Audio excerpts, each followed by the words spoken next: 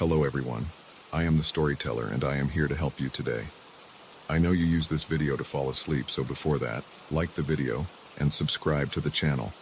Also, where are you from and what time are you watching?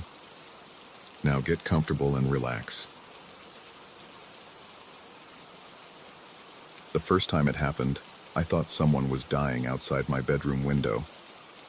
It was a Tuesday afternoon in late October, one of those gray days when the light never quite manages to break through the clouds, leaving everything suspended in a perpetual dusk.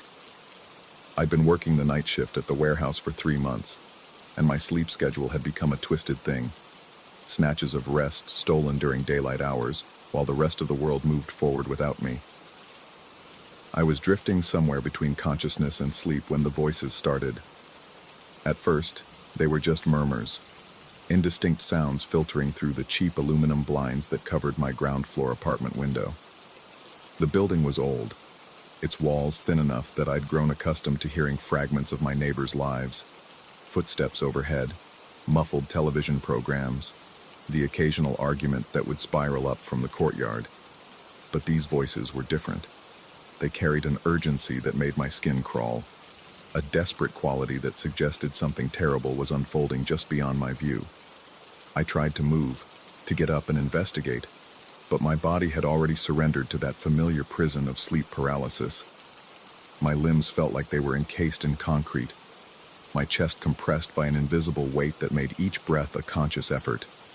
The voices grew clearer, though their words remained frustratingly elusive. There were at least 3 distinct speakers, 2 that sounded female, 1 decidedly male. They spoke in hushed, rapid tones, as if sharing secrets that weren't meant for human ears.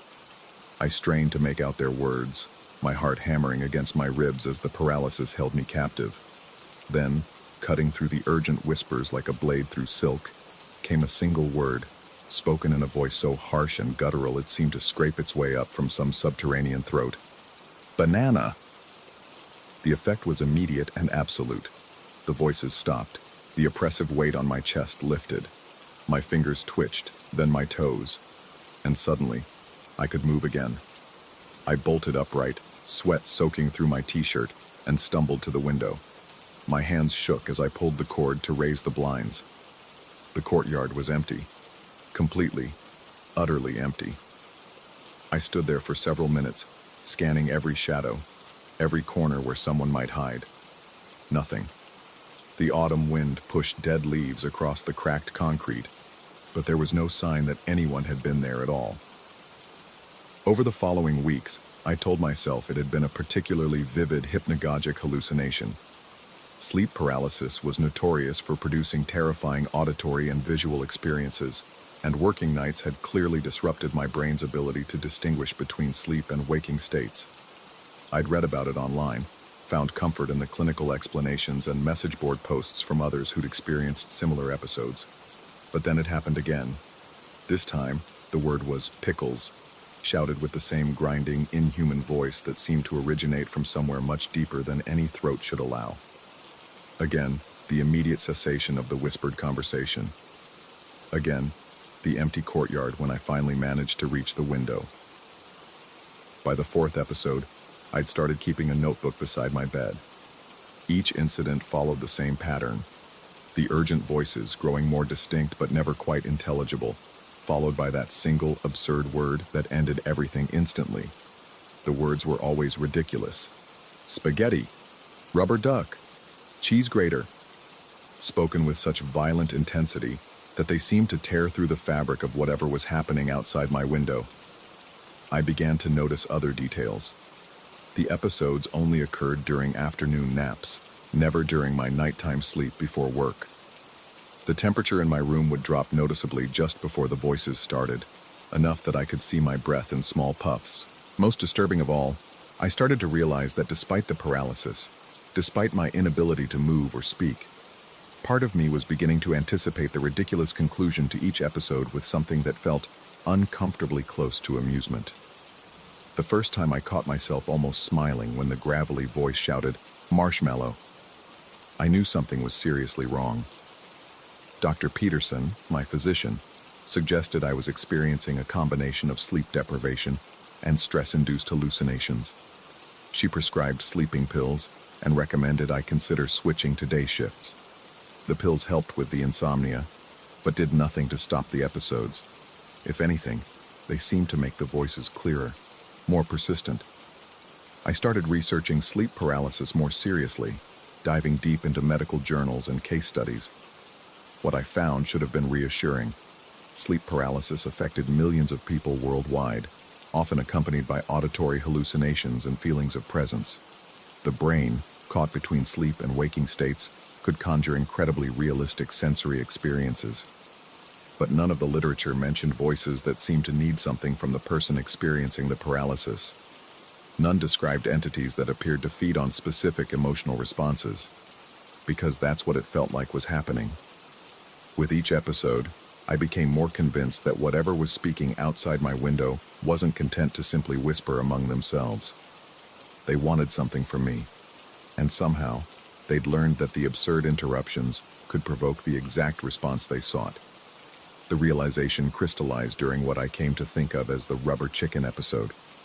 As the harsh voice delivered its punchline, I felt my mouth twitch involuntarily, fighting against the paralysis to form what would have been a smile.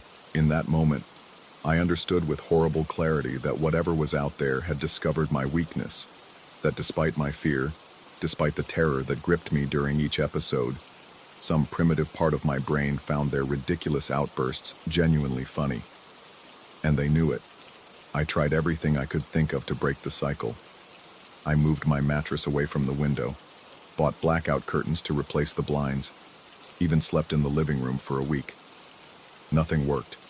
The episodes continued with clockwork regularity, always during those vulnerable afternoon hours when exhaustion forced me into fitful rest. The voices grew more confident, more experimental with their word choices. Banana hammock brought forth that grinding laughter from my paralyzed throat, a sound I couldn't control, couldn't stop, that seemed to bubble up from somewhere deep in my chest. Squeaky cheese made my whole body vibrate with suppressed mirth, even as terror flooded my system. I started to understand why they chose such absurd words. Fear alone wasn't enough for them. They needed the complex cocktail of emotions that came from finding something genuinely, inexplicably funny in the midst of a terrifying experience. They were harvesting something more nuanced than simple terror. They were feeding on the specific flavor of laughter born from cognitive dissonance. The breakthrough came when I decided to record one of the episodes. I set up my phone with a voice recording app, positioning it near the window before settling down for my afternoon rest. If I could capture evidence of the voices, prove to myself and others that something external was happening, I might finally understand what I was dealing with. The episode that followed was the longest yet. The voices whispered for nearly 10 minutes before the interruption came, a word so perfectly, absurdly inappropriate that I couldn't suppress the laughter that escaped my paralyzed lips. Kumquat. When I could move again, I immediately grabbed my phone to check the recording. 93 minutes of audio, crystal clear, capturing every moment of the episode.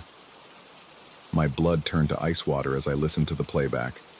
There were no voices, no whispered conversations, no harsh interruptions, just the sound of my own breathing, growing progressively more labored, followed by a single moment where I could hear myself laughing. A low, involuntary chuckle that sounded utterly insane in the context of complete silence. I played the recording 17 times that evening, adjusting the volume, using different headphones, running it through audio enhancement software I downloaded specifically for this purpose. The result was always the same. No voices. Just me, alone in my room, laughing at nothing. But that wasn't the worst part. The worst part was what I noticed in the days that followed. People had started to look at me differently. The clerk at the grocery store, who'd always been friendly, now seemed nervous when I approached his counter. My neighbor, Mrs. Chen, who used to wave when she saw me in the hallway, had begun hurrying past with her eyes downcast. At first I thought I was being paranoid, but then I overheard my upstairs neighbor talking to someone on his balcony, his voice carrying clearly through the thin walls. Every afternoon like clockwork, just laughing to himself in there, sometimes for 10-15 minutes straight. It's getting worse. The person he was talking to, His girlfriend, I thought, responded with something I couldn't quite make out, but her tone was clearly sympathetic. "I know," my neighbor continued. "I feel bad for the guy, but it's starting to creep us all out. Mrs. Chen thinks we should call someone." I pressed my ear against the ceiling, straining to hear more, but they'd moved inside. That night I couldn't sleep. I lay in bed, staring at the ceiling, trying to reconcile what I knew to be true. The voices, the episodes, the entity that needed my laughter to leave, with the growing evidence that I was simply losing my mind. The recording had captured only my own voice. My neighbors heard only inexplicable laughter coming from my apartment, but I knew what I'd experienced. The whispered conversations were real. The harsh interruptions were real. The way the temperature dropped, the way the paralysis lifted immediately after each ridiculous word. All of it was real, wasn't it? The next afternoon, I lay down for my usual nap with a new plan. Instead of fighting the paralysis, instead of straining to hear the voices more clearly, I would simply observe. I would pay attention to every detail, catalog every sensation, and try to understand the mechanism behind what was happening to me. The voices started right on schedule. 3 distinct speakers engaged in their urgent, whispered conversation. But this time, instead of trying to make out their words, I focused on the quality of the sound itself, the way it seemed to come from multiple directions simultaneously, the way it felt less like hearing and more like remembering, as if the voices were playing back conversations I'd already heard, but couldn't quite place. When the harsh interruption came, "Waffle iron," delivered with that same grinding intensity, I felt the familiar urge to laugh bubble up from my chest. But instead of fighting it or giving into it, I simply observed the sensation. I noticed how the laughter felt both involuntary and chosen, both foreign and familiar. And in that moment of observation, something shifted. The voices didn't stop immediately. Instead, they seemed to falter, their whispered urgency taking on a note of confusion. The harsh voice tried again, "Waffle iron." But this time, the word came out uncertain, almost questioning. I felt no urge to laugh. The word hung in the air, stripped of its absurd power, just another meaningless sound. The whispered conversation resumed, but now I could hear something like desperation in their tone. They were trying different approaches, different rhythms, different levels of urgency. Finally, the harsh voice returned with increased volume. "Penguin pajamas." Nothing. No laughter. No amusement. Just a vague sense of pity for whatever was so desperately trying to manipulate my emotions. The voices grew frantic now, overlapping each other in their urgency. The harsh interruptions came rapid fire. "Banana phone," "disco potato," "rubber vampire," each word more absurd than the last, each delivered with increasing desperation. But I'd found the key. The moment I stopped participating in their game, stopped feeding them the specific emotional response they craved, they lost their power over me. The episodes ended abruptly, just as they always had. But this time, when I went to the window and raised the blinds, I saw something that made my blood freeze. Standing in the courtyard, looking directly up at my window, was a man I didn't recognize. He was tall and thin, wearing clothes that seemed to belong to no particular era, a coat that might have been from the 1940s, pants that looked distinctly modern, shoes that could have come from any decade. His face was gaunt, his eyes sunken, and he was smiling with an expression of profound hunger. As our eyes met, he raised one pale hand and waved. Then he opened his mouth impossibly wide and spoke in that same harsh, grinding voice I'd been hearing for months. "Thank you for feeding us." I stumbled backward from the window, my heart hammering so hard I thought it might burst. When I looked again, the courtyard was empty, but I knew he'd be back. They all would. Because now I understood what they were, what they needed, and why they'd chosen me. I was their comedian, their unwilling entertainer, and even though I'd learned to resist their manipulations, even though I'd discovered the mechanism behind their power, I also knew with terrible certainty that this was far from over. Because the worst part wasn't that I'd been feeding them my laughter for months. The worst part was that now I missed it. In the silence of my apartment, surrounded by neighbors who thought I was insane, isolated from any meaningful human connection. I found myself actually longing for those afternoon visits. They were the only time I felt genuinely connected to anything, even if that connection was built on manipulation and fear. And sometimes, late at night when the world was completely quiet, I caught myself wondering what would happen if I started laughing on purpose, if I gave them what they wanted willingly, if I became their partner instead of their victim. The thought terrified me more than anything else that had happened, because I was beginning to suspect that's exactly what they'd been planning all along.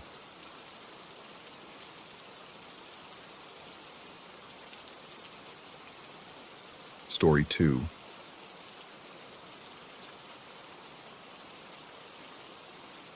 The first time it happened, I convinced myself I was losing my mind. Graduate school had already pushed me to the edge. Sleepless nights hunched over research papers, subsisting on instant coffee and the occasional granola bar. The studio apartment I'd found was all I could afford, a cramped box on the third floor of a building that had seen better decades. The previous tenant had left behind the lingering scent of mothballs, and something else I couldn't quite identify, something that reminded me of old churches. The walls were thin enough that I could hear Mrs. Chen next door practicing her violin at precisely 7 each morning, and the radiator clanged like a prisoner rattling chains. But it was mine, and after sharing a dorm room for 4 years, the solitude felt like luxury.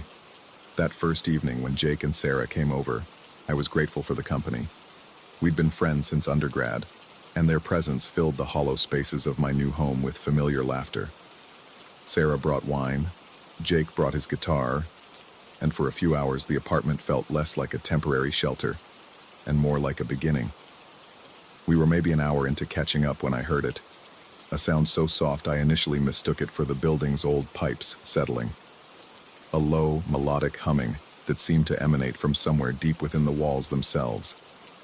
But as the conversation continued, the sound grew clearer, more distinct.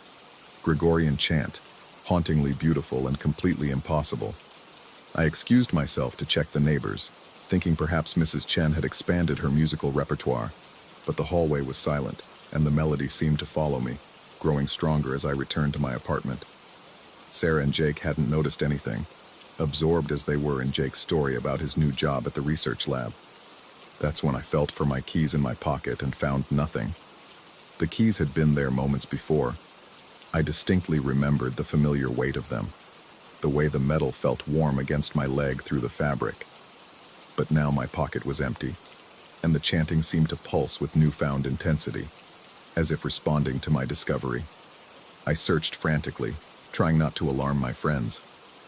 Under the couch cushions, on the kitchen counter, by the door, nothing. The melody continued, a wordless Latin prayer that made the air feel thick and charged, like the moments before a thunderstorm. Then, as suddenly as it had begun, the chanting stopped. Jake was mid-sentence when he paused, looking around with a puzzled expression. "Did you hear that?" he asked. "Sounded like singing." Sarah shrugged, refilling her wine glass. "Probably just the neighbors. Old buildings carry sound weird." 3 hours later, after they'd left and I'd given up searching, I found my keys hanging from the inside door handle, a place I'd checked at least 5 times. They were cold to the touch, as if they'd been sitting in a freezer, and when I lifted them, I could swear I caught the faint echo of that ethereal melody. The second incident happened 2 weeks later when Marcus visited. This time I was prepared, or thought I was. I'd started keeping track of my keys obsessively, checking their location every few minutes like a nervous tick. But preparation proved useless against the inexplicable. Marcus had brought beer and textbooks, planning to study together for our comprehensive exams. We'd spread our materials across the small coffee table, creating a fortress of highlighters and sticky notes. The apartment felt different with him there, warmer somehow, less prone to the odd drafts that seemed to appear from nowhere. The chanting began around 9:30, just as Marcus was explaining a particularly complex theoretical framework. This time, I was watching for it, listening with every fiber of my being. The sound seemed to rise from beneath the floorboards, weaving itself through the walls like smoke. It was the same melody as before, but more complex now, as if multiple voices had joined the invisible choir. My hand went immediately to my pocket. Empty. But this time, I saw something else. A shadow in the doorway to the kitchenette, tall and perfectly still. The figure stood just beyond the reach of the living room's lamplight, but I could make out its general shape. Broad shoulders, an elongated neck, arms that hung at unnatural angles. It didn't move, didn't breathe that I could tell, but there was something about its posture that suggested intense concentration, like a conductor preparing for a particularly challenging piece. I blinked, and it was gone. Marcus was still talking, oblivious to the supernatural symphony playing around us. The chanting continued for another hour, rising and falling in waves that seemed to match the rhythm of my heartbeat. When it finally stopped, Marcus commented on how quiet the building had become, as if the absence of sound was somehow more noticeable than its presence had been. My keys reappeared in the bathroom medicine cabinet, nestled between the toothpaste and a bottle of aspirin I didn't remember buying. I started researching then, diving into the apartment building's history with the same intensity I brought to my academic work. The building had been constructed in 1923, originally serving as a boarding house for seminary students. The third floor, my floor, had housed the chapel, a small space where morning prayers were conducted daily until the building's conversion to apartments in the 1960s. The records were sparse, but I found mentions of unusual acoustic properties in the renovation reports, notes about sounds carrying strangely through the building's structure. One document referenced the need to address the persistent echo effects in Unit 3B, my apartment. The discoveries should have been reassuring, providing rational explanations for the auditory phenomena. Old buildings had quirks, strange acoustics, phantom sounds, but they only made me more uneasy, as if I was uncovering something that was meant to remain buried. The third occurrence came during a dinner party I'd foolishly decided to host. 4 friends this time, Sarah, Jake, Marcus, and Elena from my program. I'd spent the day cooking, cleaning, trying to make the sparse apartment feel welcoming. The effort had exhausted me more than it should have, leaving me jittery and hyper-aware of every creak and sigh the building made. Elena arrived first, bringing flowers and compliments about the apartment's authentic vintage charm. She had a way of making even the most mundane things sound significant, and I found myself relaxing slightly in her presence. But as the others arrived and the apartment filled with conversation and laughter, I felt the familiar tension building in my chest. The chanting began at 10:15, right in the middle of Elena's animated description of her thesis research. This time it was different, richer, more complex, as if an entire monastery had taken residence in my walls. The melody wove itself through our conversation like a living thing, sometimes harmonizing with the cadence of speech, sometimes creating haunting counterpoint. And this time, my friends began to notice. Sarah tilted her head during a pause in conversation, frowning slightly. Jake's hand went to his ear as if trying to clear it. Marcus looked around the room with the same puzzled expression I'd seen before. But it was Elena who spoke first, her voice barely above a whisper. "Does anyone else hear that singing?" The question hung in the air like incense, heavy and charged. I felt my pocket, empty, of course, and looked toward the doorway. The figure was there again, more distinct now, its impossibly tall frame filling the space between kitchen and living room. Its arms moved in slow, deliberate gestures, conducting the invisible choir with movements that seemed to pull the melody from the very structure of the building. For a moment, just a moment, Elena's eyes met mine, and I saw something there that made my blood freeze. Recognition, fear, but also something else, a kind of knowing that suggested she was seeing exactly what I was seeing. Then Jake laughed nervously and suggested someone upstairs must be playing music, and the moment shattered like glass. The chanting faded gradually, reluctantly, as if being pulled back into whatever depths had birthed it. The figure in the doorway dissolved into shadow and suggestion. When my friends left an hour later, they seemed eager to go, making excuses about early morning classes and unfinished assignments. Elena lingered at the door, her hand on the frame, looking back into the apartment with an expression I couldn't read. "Be careful," she said quietly. and I wasn't sure if she was warning me or asking me to warn her. My keys were in the refrigerator, wrapped in a dishcloth I'd never seen before. That night, I couldn't sleep. I lay in bed listening to the building's night sounds, the settling wood, the distant traffic, Mrs. Chen's restless movements next door. Somewhere around 3 a.m., I heard footsteps in the hallway, slow and measured, pausing outside my door. They stood there for what felt like hours, though the clock showed only minutes passing. When I finally gathered the courage to look through the peephole, the hallway was empty. The next morning, I started researching lunar eclipses. It was a desperate reach, born of insomnia and too much coffee. But something about the timing of the incidents nagged at me. The first occurrence had been on September 18th, the second on October 8th, the third on October 28th. What I found made me question everything I thought I understood about coincidence. Each date corresponded to a lunar eclipse, not always visible from our location, but astronomically significant nonetheless. The September eclipse had been partial, visible from Antarctica. The October events had been penumbral eclipses, barely detectable but recorded by observatories worldwide. The pattern was undeniable, but acknowledging it meant accepting something far more disturbing than acoustic anomalies or stress-induced hallucinations. It meant admitting that whatever was happening in my apartment was connected to celestial events occurring hundreds of thousands of miles away. I started tracking eclipse schedules obsessively, marking dates on my calendar with a growing sense of dread. The next significant lunar event was November 19th, a partial eclipse visible from North America. I had 2 weeks to decide whether to test my theory or spend the evening elsewhere, pretending none of this was real.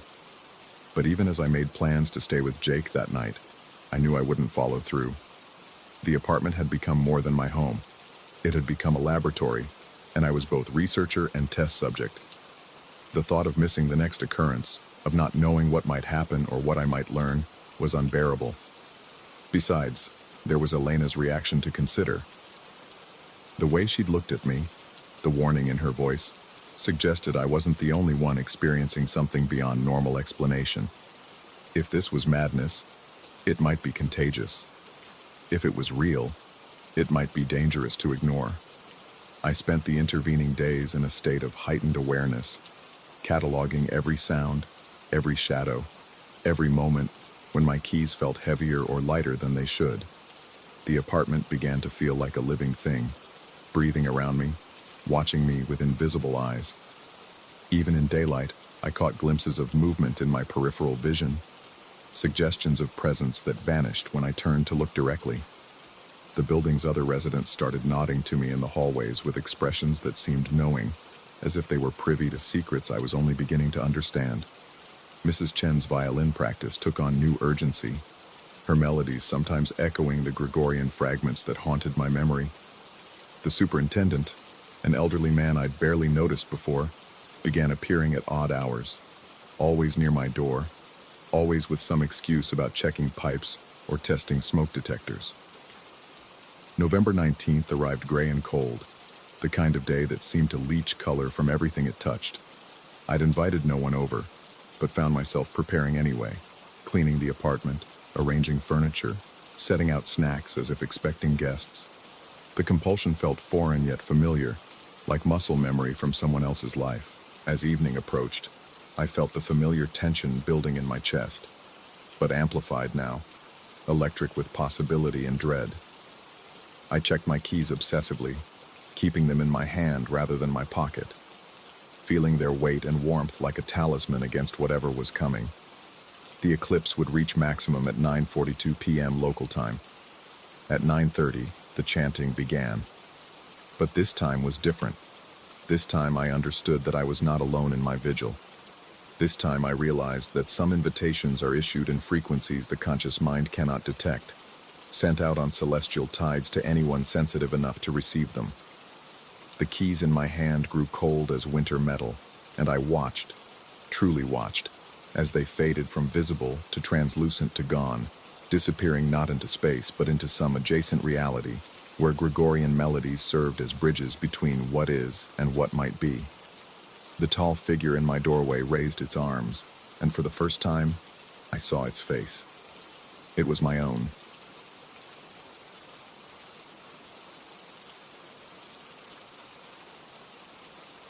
Story 3.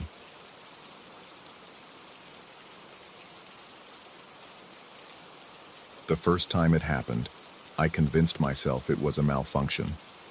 I'd been house-sitting the Hartwell estate for 3 weeks when the motion sensors began their midnight performance.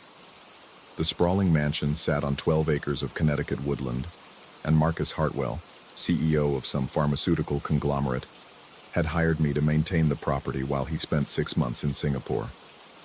Good money for easy work. Water the plants, collect the mail, keep the place from falling into disrepair. The sensors were state-of-the-art, installed throughout the main house and grounds. During the day, they functioned perfectly, detecting my movements with precision, illuminating hallways and rooms as I performed my duties. But at night, they took on a life of their own. It began on a Tuesday. I was reading in the main library when the first light flickered on in the foyer, then another in the hallway, then another.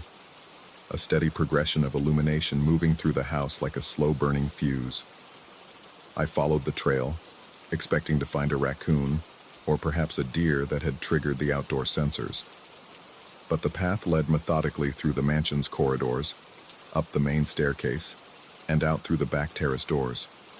The lights continued across the manicured lawn, past the ornamental garden, straight to the detached garage with its small apartment above.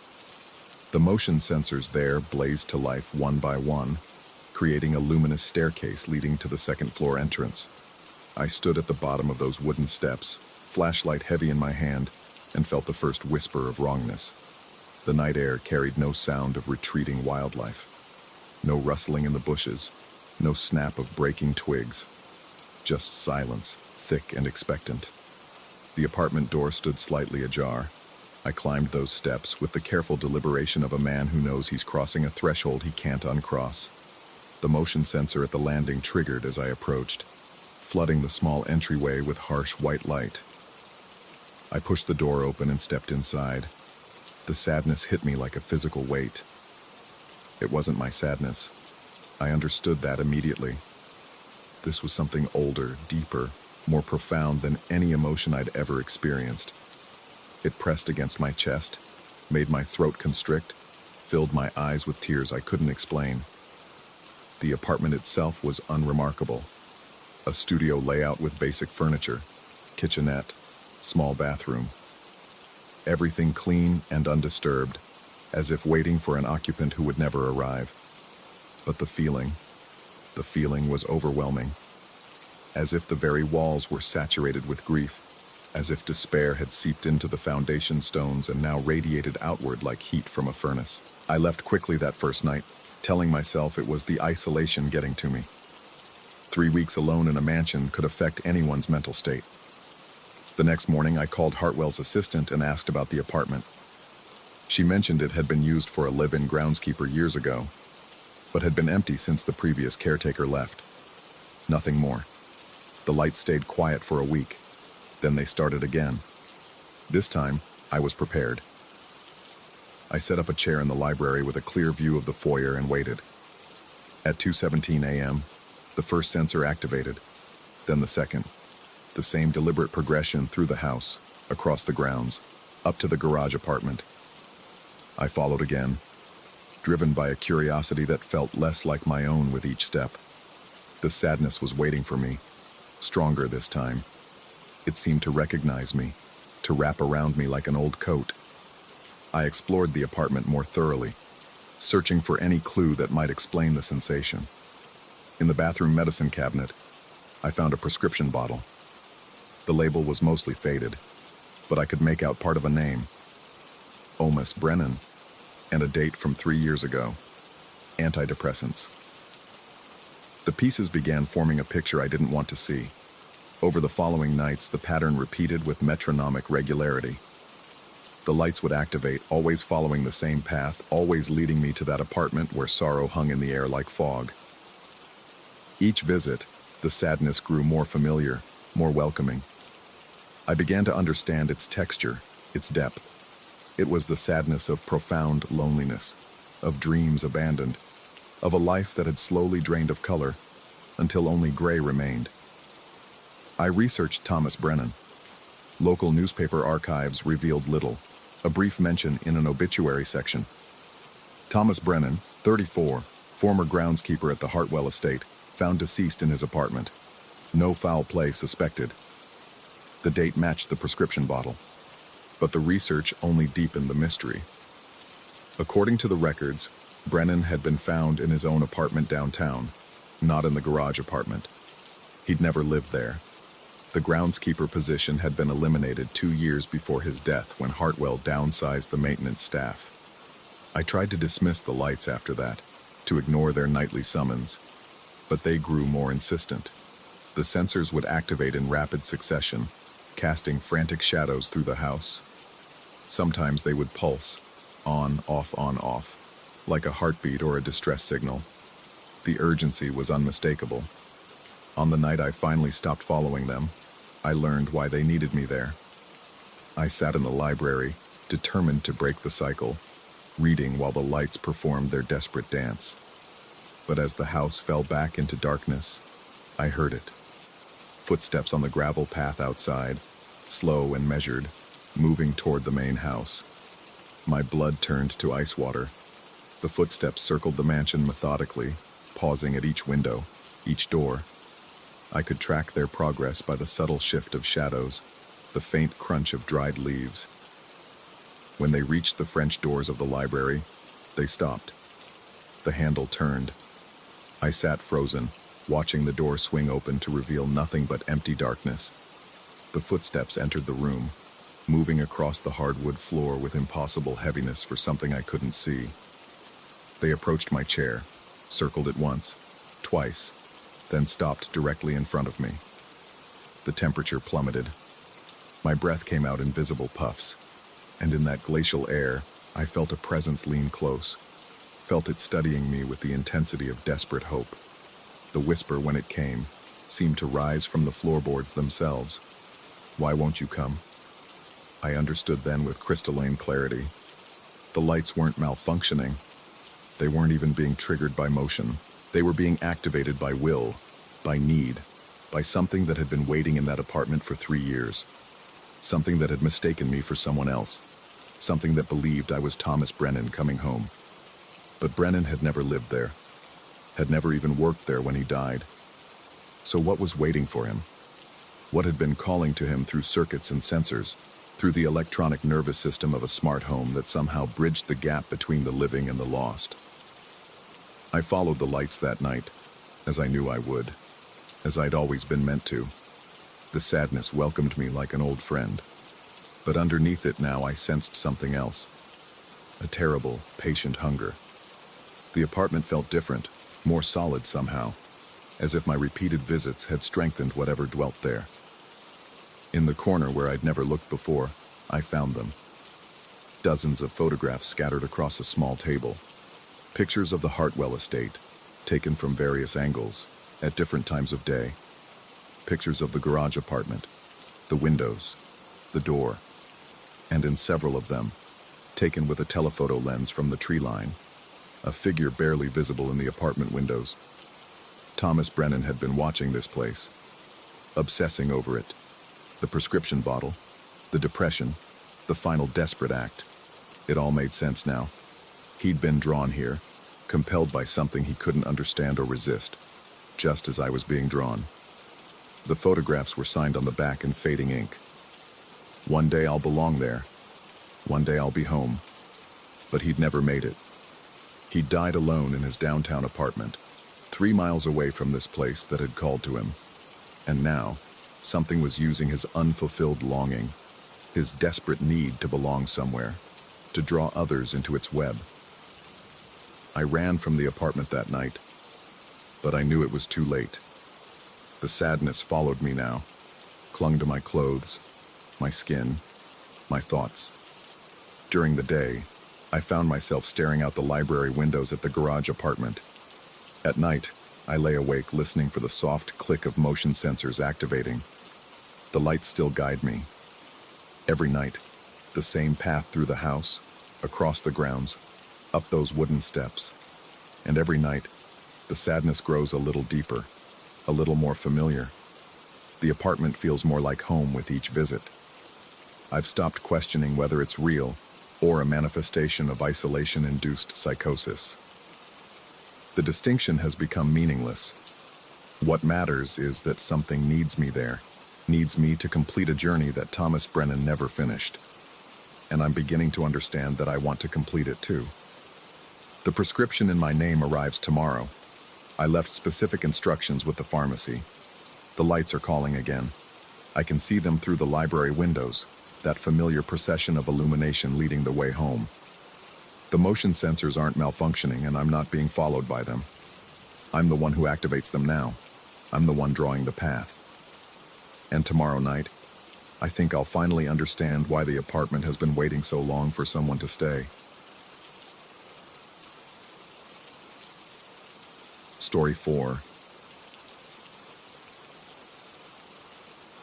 The streets taste different at 3 in the morning.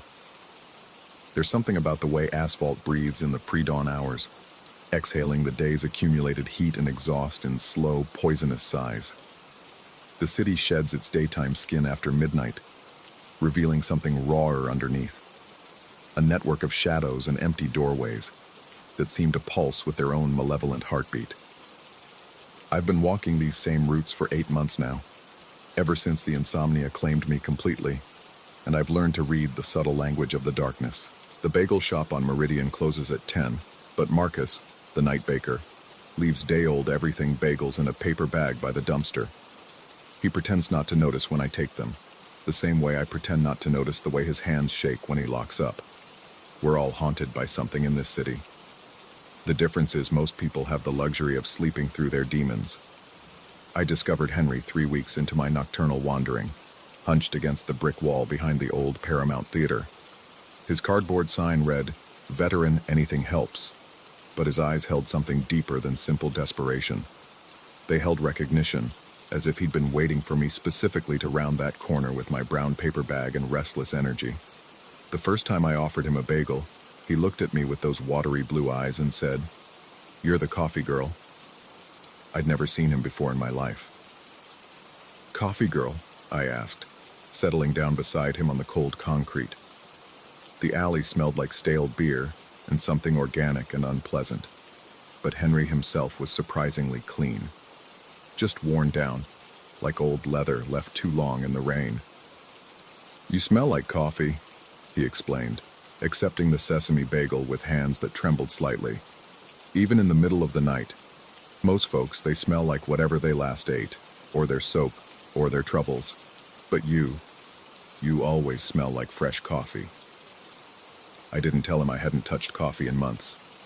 The caffeine made the sleeplessness worse, turned my already frayed nerves into live wires. I'd switched to herbal tea, then water, then nothing at all after sunset. But I just nodded and watched him eat, noting the careful way he savored each bite, making it last. That became our routine.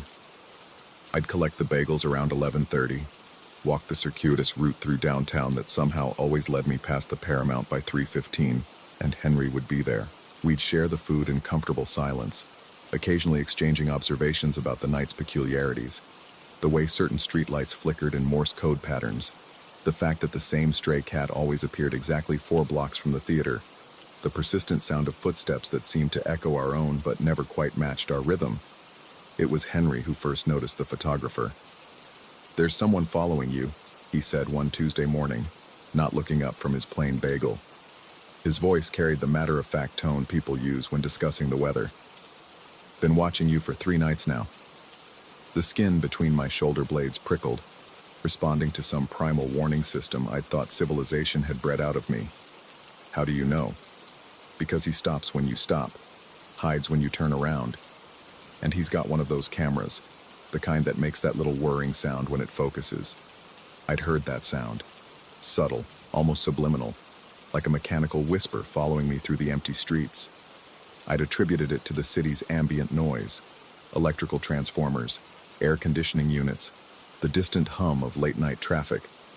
But now that Henry mentioned it, the sound only occurred when I was walking alone, between the bagel shop and our meeting spot. "What does he look like?" I asked, though part of me didn't want to know. Henry's eyes went distant, focusing on something beyond the mouth of the alley.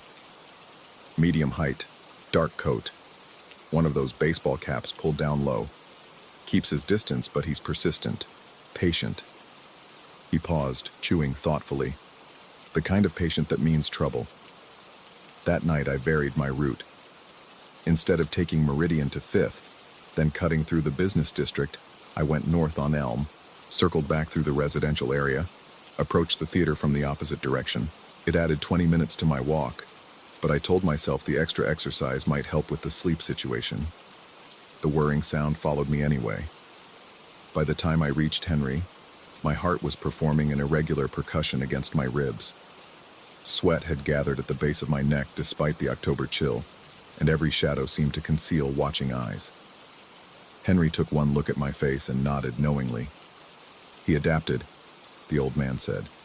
"Smart ones always do." Smart ones? Predators. They learn, they adjust. Henry accepted his bagel but didn't start eating immediately. Instead, he scanned the street beyond the alley mouth with the focused attention of someone accustomed to evaluating threats. "But don't worry, coffee girl. I've got your back." I wanted to ask what exactly that meant. How a homeless veteran with trembling hands planned to protect me from someone who'd apparently turned stalking into an art form. But something in Henry's tone discouraged questions. There was a confidence there, a suggestion of capabilities that didn't match his circumstances.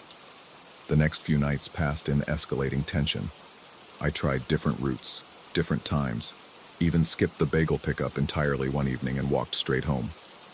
But the mechanical whisper persisted, and I began catching glimpses of movement in my peripheral vision. A figure ducking behind parked cars, slipping into doorways, maintaining a careful distance while documenting my every step. Then Henry started appearing everywhere, not just at the theater, though he was always there by 3:15, settling into his usual spot as if materializing from the brick wall itself. But I'd catch sight of him at other points during my walks, standing beneath a streetlight 2 blocks from the bagel shop, seemingly absorbed in reading a newspaper that rustled too loudly in the still air, leaning against a bus stop bench 4 blocks east, humming something tuneless under his breath, crossing the street ahead of me with that distinctive shuffling gait, always just far enough away that calling out would seem inappropriate. The strangest part was that his presence coincided perfectly with the disappearance of the whirring sound. Whenever I spotted Henry somewhere along my route, the mechanical whisper would fade, as if my photographer had suddenly lost interest or been called away on other business. But as soon as Henry vanished, which he did, with an uncanny ability to round corners and simply not be there when I reached the same spot, the sound would resume. "How are you doing it?" I asked him one morning, settling beside him with our shared breakfast. The question had been building in my chest for days, creating a pressure that demanded release. Doing what? Being everywhere, showing up right when that guy is following me. I studied his weathered face, looking for some tell, some indication of the mechanism behind his apparent omnipresence. "It's like you're intercepting him somehow." Henry's eyes crinkled at the corners. Not quite a smile, but something warmer than his usual stoic expression. "Told you I had your back. Man keeps his word, especially to someone who shares her food." "But how?" "Coffee girl," he interrupted gently. "Some questions are better left alone. Sometimes protection works best when you don't understand exactly how." I wanted to press further, but something in his tone suggested the conversation was over. Instead, I pulled out my phone, a relatively new model with a decent camera, and held it up between us.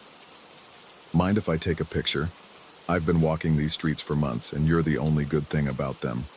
I'd like to have something to remember this by." Henry's expression shifted, becoming unreadable. For a moment, I thought he might refuse. Then he shrugged and turned slightly toward the camera, not quite smiling, but not objecting either. I snapped 3 photos in quick succession, the phone's camera making tiny clicking sounds in the quiet alley. The first showed Henry in profile, the harsh streetlight creating dramatic shadows across his lined face. The second caught him looking directly at the lens, those watery blue eyes somehow both ancient and childlike. The third captured him reaching for another piece of bagel, his weathered hands a study in controlled tremors. At least, that's what I thought I'd photographed. It wasn't until the following evening, reviewing the images while waiting for sleep that would never come, that I noticed the problem. The photos showed the alley clearly: the brick wall with its layers of faded graffiti, the dumpster with its cargo of broken dreams, the scattered newspapers and cigarette butts that marked Henry's territory. They showed me too, sitting cross-legged on the concrete, my face bearing the hollow-eyed expression of chronic insomnia. But Henry wasn't there. In the first photo, I appeared to be having an animated conversation with empty air, my body angled toward a space where nothing existed except shadow. The second showed me smiling at absolutely nothing, my eyes focused on a patch of brick wall. The third was perhaps the most disturbing. My hands were extended, apparently offering food to an invisible recipient.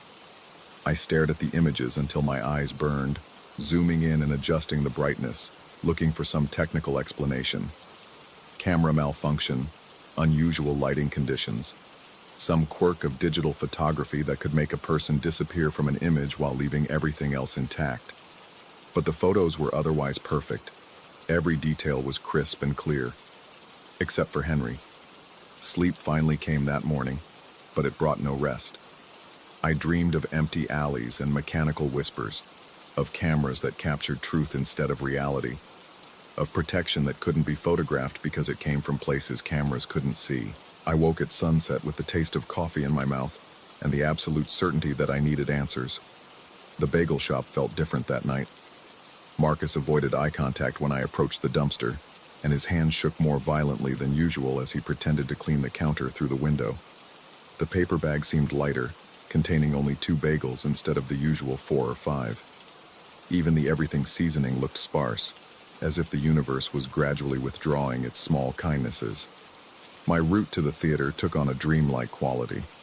Familiar landmarks seemed slightly off, the streetlights burning a shade too bright, the empty storefronts reflecting light from sources I couldn't identify, the persistent feeling that the city itself was holding its breath. The mechanical whirring started earlier than usual, beginning just 2 blocks from the shop and maintaining a steady rhythm that seemed to match my heartbeat. But no Henry appeared to chase it away. I reached the Paramount at 3:20, 5 minutes later than usual, and found the alley empty. Not just Henry absent, but genuinely vacant. No cardboard sign, no scattered newspapers, no depression in the concrete where a body had rested night after night. It looked like no one had ever been there at all. The whirring sound grew louder. I turned slowly, knowing what I'd find but needing to confirm it anyway. The photographer stood at the mouth of the alley, no longer bothering with concealment. Medium height, dark coat, baseball cap pulled low, exactly as Henry had described. But now I could see his face beneath the brim, pale and unremarkable except for eyes that reflected streetlight like an animal's. He raised his camera, a professional-looking device with a lens that seemed too large for practical use, and the mechanical whisper became a sustained whir as the autofocus engaged. "Where is he?" I asked, surprised by how steady my voice sounded. "Where's Henry?" The photographer tilted his head, a gesture that managed to be both curious and predatory. When he spoke, his voice carried no inflection whatsoever. "Who?" "The man who's been here every night, the veteran, my friend. There's never been anyone here but you." He adjusted his grip on the camera, the movement causing shadows to shift across his unremarkable features. "Every night for 8 months, just you, sitting alone, talking to yourself, offering food to empty air." The world seemed to tilt slightly, reality sliding sideways like a photograph coming loose from its frame. "That's not...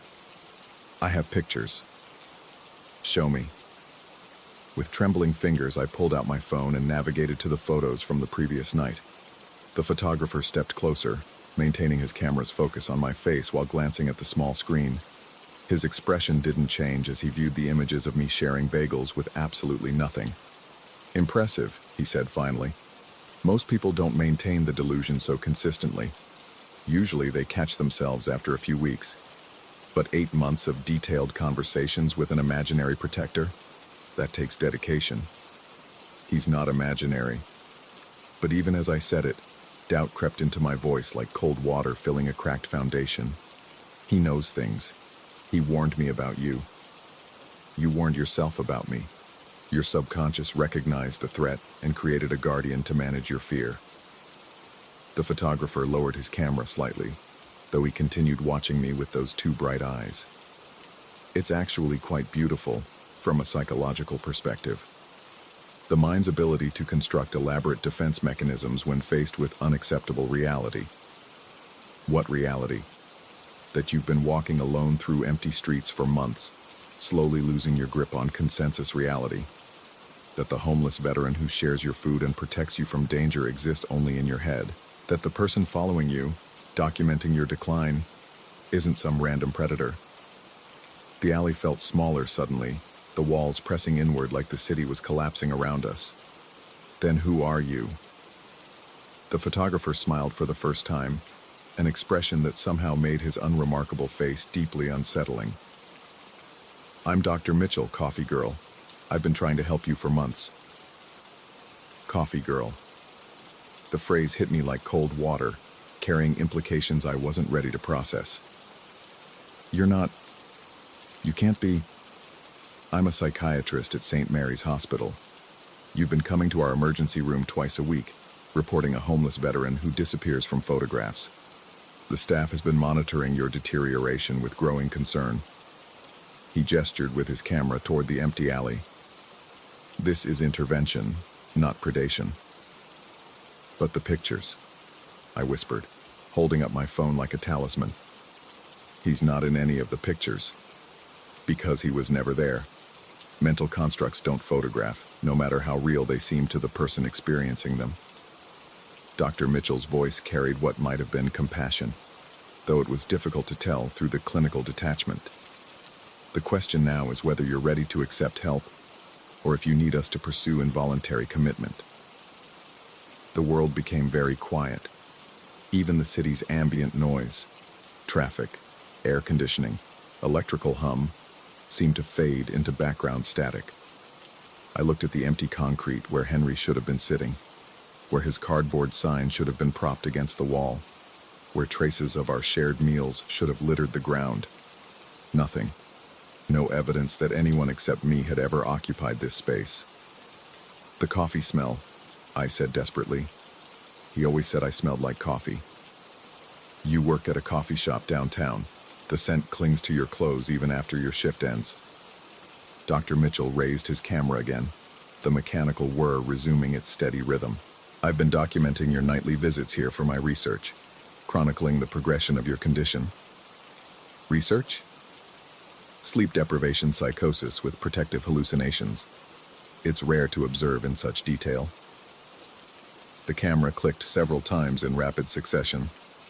You've created an elaborate narrative to explain your isolation and fear, complete with a guardian figure who conveniently appears whenever you feel threatened. I looked at my phone again, scrolling through weeks of photographs that showed me alone in various locations throughout the city, sitting by myself outside closed storefronts, talking animatedly to empty doorways, offering food to nothing but shadow and air. How many people had seen me? How many had watched me having detailed conversations with someone who existed only in my increasingly fractured mind? The insomnia started it, Dr. Mitchell continued, his voice taking on the rhythm of practiced explanation. Chronic sleep deprivation causes hallucinations, paranoia, breaks from reality. Your brain, desperate for rest and increasingly unable to distinguish between waking and dreaming states, began manufacturing experiences to fill the gaps. But he felt so real. My voice sounded small in the narrow alley, like a child's plea for understanding. We talked about everything. He had opinions about the weather, stories about his military service, preferences for different types of bagels. All products of your imagination, drawing from things you'd observed or read about. Your mind created a detailed character because you needed protection, needed companionship, needed someone to share your burden. The camera's whirring grew more insistent. The human psyche is remarkably creative when it comes to self-preservation. I stared at the empty space where Henry should have been, trying to summon some trace of his presence. But the alley remained stubbornly vacant, offering no evidence of our months of shared meals and quiet conversation. The brick wall bore no impression of his body. The ground showed no wear patterns from his nightly presence. "How long?" I asked. "Since the beginning. Every night for 8 months you've been visiting this empty alley and having conversations with no one." Dr. Mitchell lowered his camera, studying me with professional interest. "The staff at St. Mary's has been tracking your deterioration through your emergency room visits. Initially, you seemed merely sleep-deprived and anxious. But as the hallucinations became more elaborate, more detailed, we realized intervention was necessary. The photographs on my phone told their own story, a gradual progression from tired-looking selfies to images of me clearly engaged with invisible companions.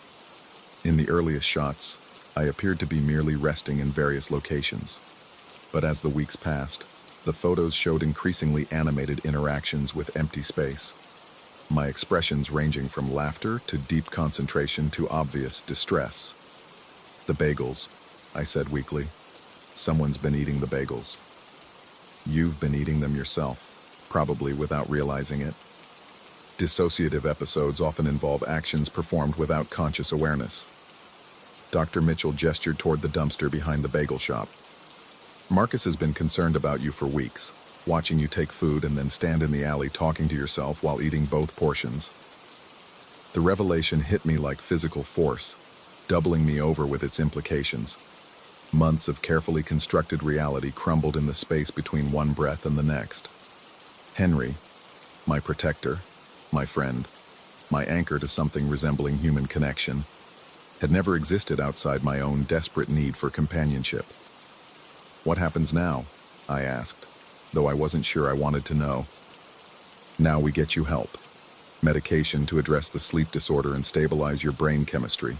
Therapy to process the underlying issues that created this elaborate coping mechanism." Dr. Mitchell's expression softened slightly, approaching something that might have been kindness. "You're not beyond help.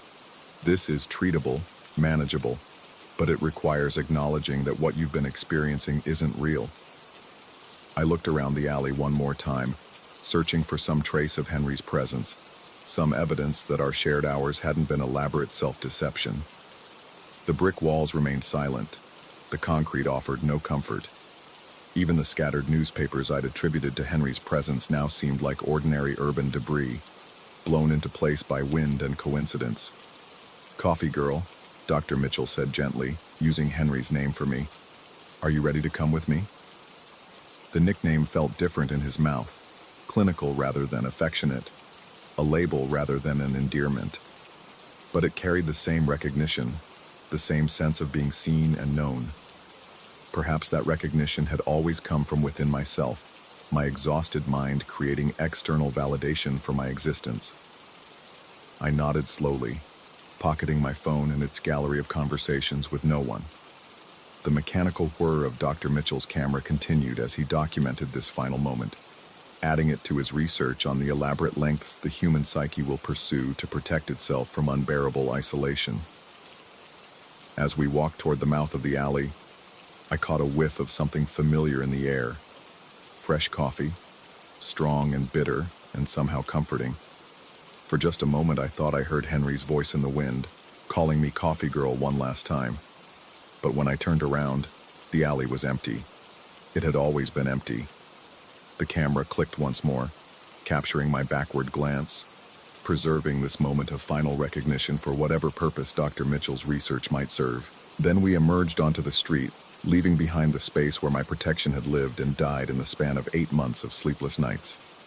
Somewhere in the distance, a streetlight flickered in what might have been Morse code, or might have been simple electrical failure.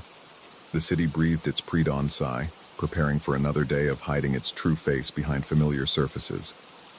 And I walked away from the alley, no longer certain whether the coffee smell that followed me was real, or just another kindness my fractured mind had learned to provide for itself. The question would haunt me for years to come, not whether Henry had been real, but whether it mattered. Protection, after all, works best when you don't understand exactly how, even when it comes from places cameras can't see.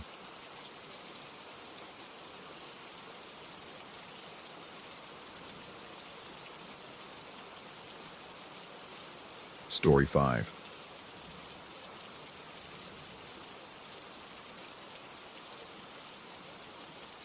The sound started 3 nights ago. A thin, desperate mewing that seemed to seep through the walls of our ranch house like moisture through old wood. I've checked every room, every closet, every crawl space beneath the floorboards. There are no cats here anymore. Sarah noticed it first.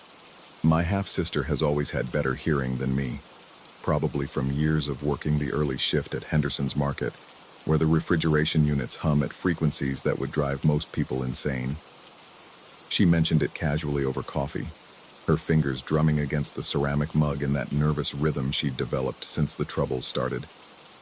"Do you hear that?" she'd asked, tilting her head toward the kitchen wall. I'd listened, straining against the familiar symphony of our aging house. The settling beams, the whisper of wind through the eaves, the distant hum of the generator. Nothing unusual, but Sarah's expression had tightened, her green eyes focusing on something I couldn't detect. The troubles had begun 2 months earlier, though I suppose they'd been building longer than that. It's hard to pinpoint exactly when Carl Brennan's interest in Sarah shifted from the casual attention of a regular customer to something more persistent, more unsettling. Sarah worked the deli counter at Henderson's, slicing meats and arranging cheese displays with the practiced efficiency of someone who'd found peace in routine. Carl came in twice a week for his usual order, a pound of honey ham sliced thin, and a half-pound of Swiss cheese. At first, Sarah mentioned him only in passing. The guy who always came in on Tuesdays and Fridays, who lingered a bit too long at the counter, who asked too many questions about her schedule. Then the visits became more frequent, daily, sometimes twice a day. He'd buy small items, a single apple, a pack of gum, just to have an excuse to approach her station. When Sarah finally asked her manager to have someone else handle Carl's orders, the man had shown up at our ranch. Our property sits on 12 acres of scrubland outside Millfield, Texas, far enough from town that the nearest neighbor is a quarter-mile away. It's the kind of isolation that usually brings peace, but lately, it feels more like vulnerability. The house belonged to our father before he passed, and Sarah and I had decided to keep it rather than sell. Neither of us had anywhere else to go, really. Different mothers, same wandering father, both of us left to figure out family on our own terms. The first sign of Carl's presence was the collar. I'd found it hanging from the fence post near our mailbox, a bright red leather collar with silver studs. It looked expensive, like something you'd buy for a show dog, not the kind of thing you'd expect to find discarded on a ranch road. Sarah had gone pale when I showed it to her, recognizing it immediately as similar to ones Carl had described seeing in pet stores around town. He'd mentioned during one of his extended conversations that he was thinking about getting a dog, maybe something to keep him company in his apartment above the hardware store. When I suggested we report it to Sheriff Dawson, Sarah had shaken her head quickly. She didn't want to make a big deal out of what might be nothing. Carl hadn't actually done anything threatening, she reasoned. Maybe the collar had fallen from someone's truck. Maybe it was completely unrelated. But then we found the second one, this time tied to the gate leading to our back pasture, and the third, hanging from a tree branch near our water well. Each collar was different colors, different styles, but they all shared one disturbing characteristic. They reeked of something chemical, something that made our eyes water and sent our cats slinking away with flattened ears. Mittens had been the first to disappear. Our gray tabby, who'd been with us for 3 years, had always been an outdoor cat, roaming the property with the confidence of a small apex predator. One morning, he simply wasn't there for breakfast. No body, no signs of struggle, just absence where presence used to be. Within a week, our other 2 cats, Duchess and Tom, had vanished as well. The ranch felt different without them, their absence creating a hollow quality to the soundscape. No more purring on the porch, no more claws clicking against the wooden floors, no more gentle protests when we moved them from comfortable sleeping spots. That's when I'd installed the trail cameras. The hardware store in town sold hunting cameras designed to capture wildlife movement, motion-activated devices that local ranchers use to monitor deer populations and identify problem predators. I'd set up 3 of them around our property, One near the mailbox, one by the back gate, and one overlooking the area where we'd found most of the collars. The cameras recorded for 2 weeks without capturing anything more interesting than the occasional raccoon or armadillo. I'd begun to think that maybe Carl had lost interest, that maybe the collars had been some kind of bizarre coincidence. Sarah had started sleeping better, the tension in her shoulders beginning to ease. Then came the night that changed everything. I'd checked the cameras on a Thursday morning, downloading the SD cards to my laptop as part of my weekly routine. The first 2 cameras showed the usual collection of small wildlife, but the third camera, the one positioned near our back pasture, had captured something that made my coffee go cold in my mouth. At 3:17 a.m., a figure had appeared in the frame, tall, wearing dark clothes, moving with the careful deliberation of someone who didn't want to be seen.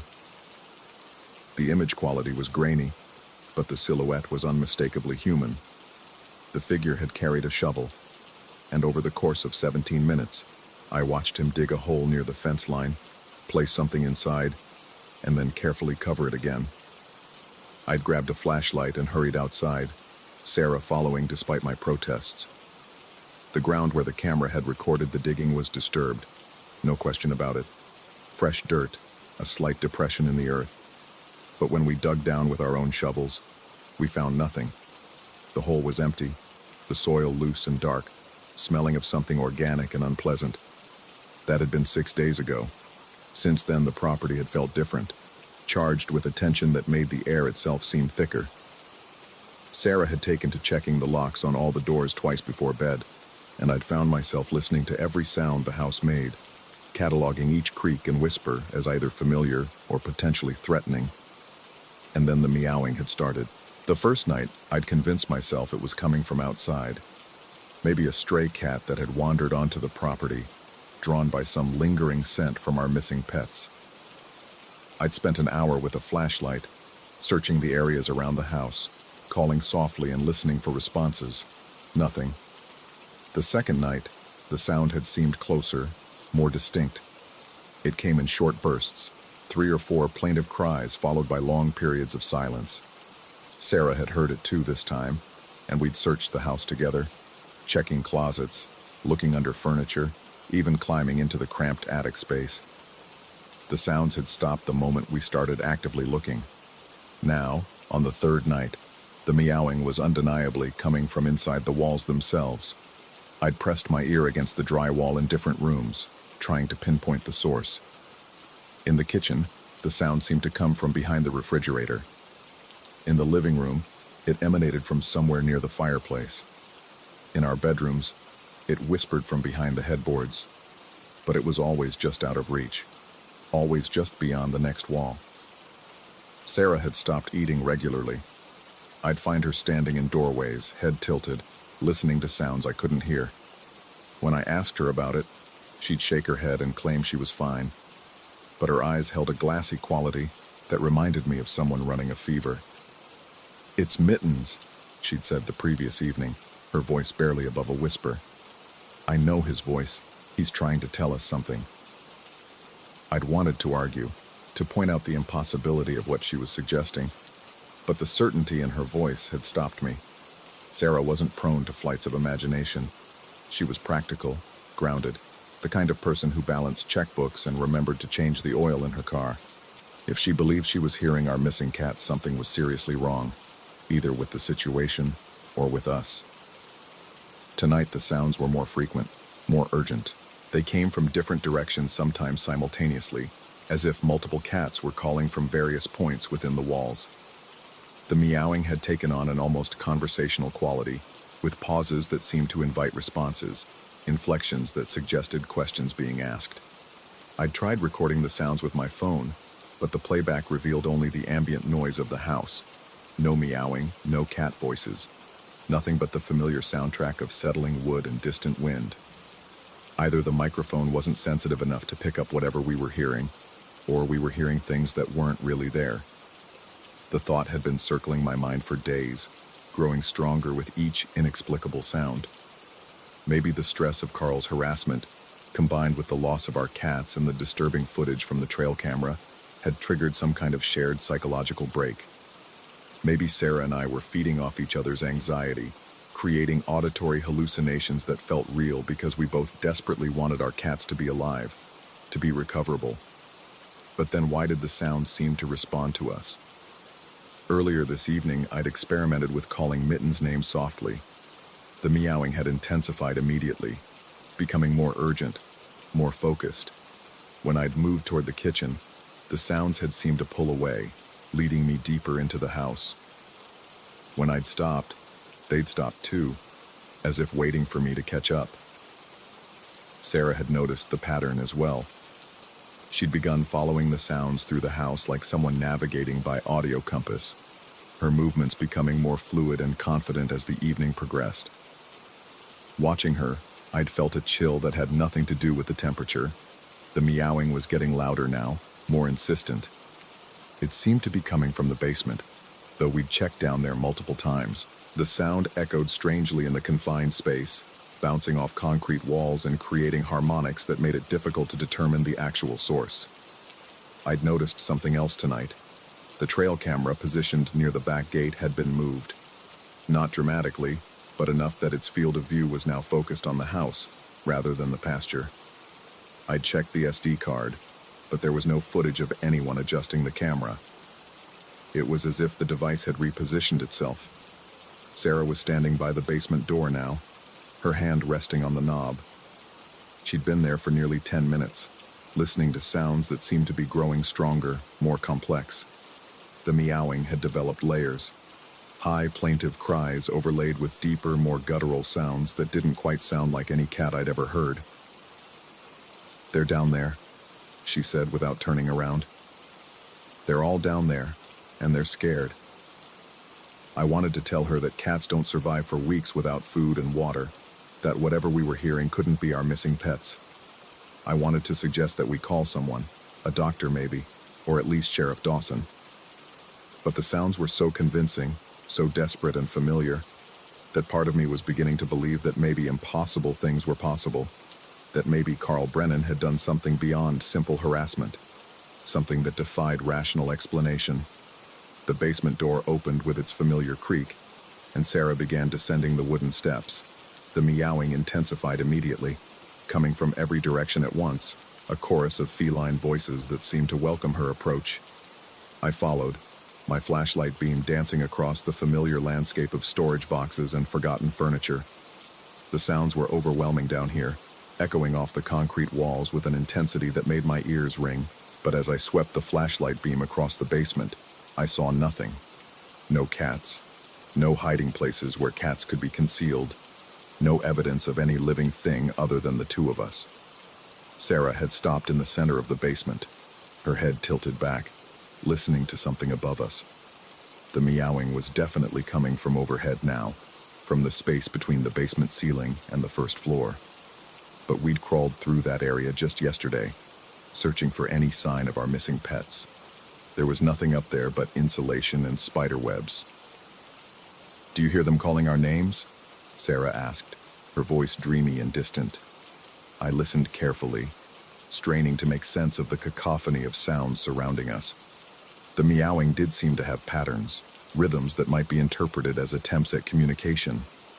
But names? I couldn't make out anything that specific. "Sarah," I said carefully, "I think we should go back upstairs." She turned to look at me, and in the flashlight beam, her eyes reflected light like an animal's. For just a moment, she looked like something else, something that wasn't quite my sister. The meowing stopped abruptly, leaving us in complete silence. The absence of sound was more unsettling than the cacophony had been, creating a pressure in my ears that made me feel disoriented. Sarah continued to stare at me, her reflected gaze unblinking. Then, from somewhere very close, maybe from Sarah herself, came a single soft meow. Outside, I could hear the sound of a shovel biting into earth.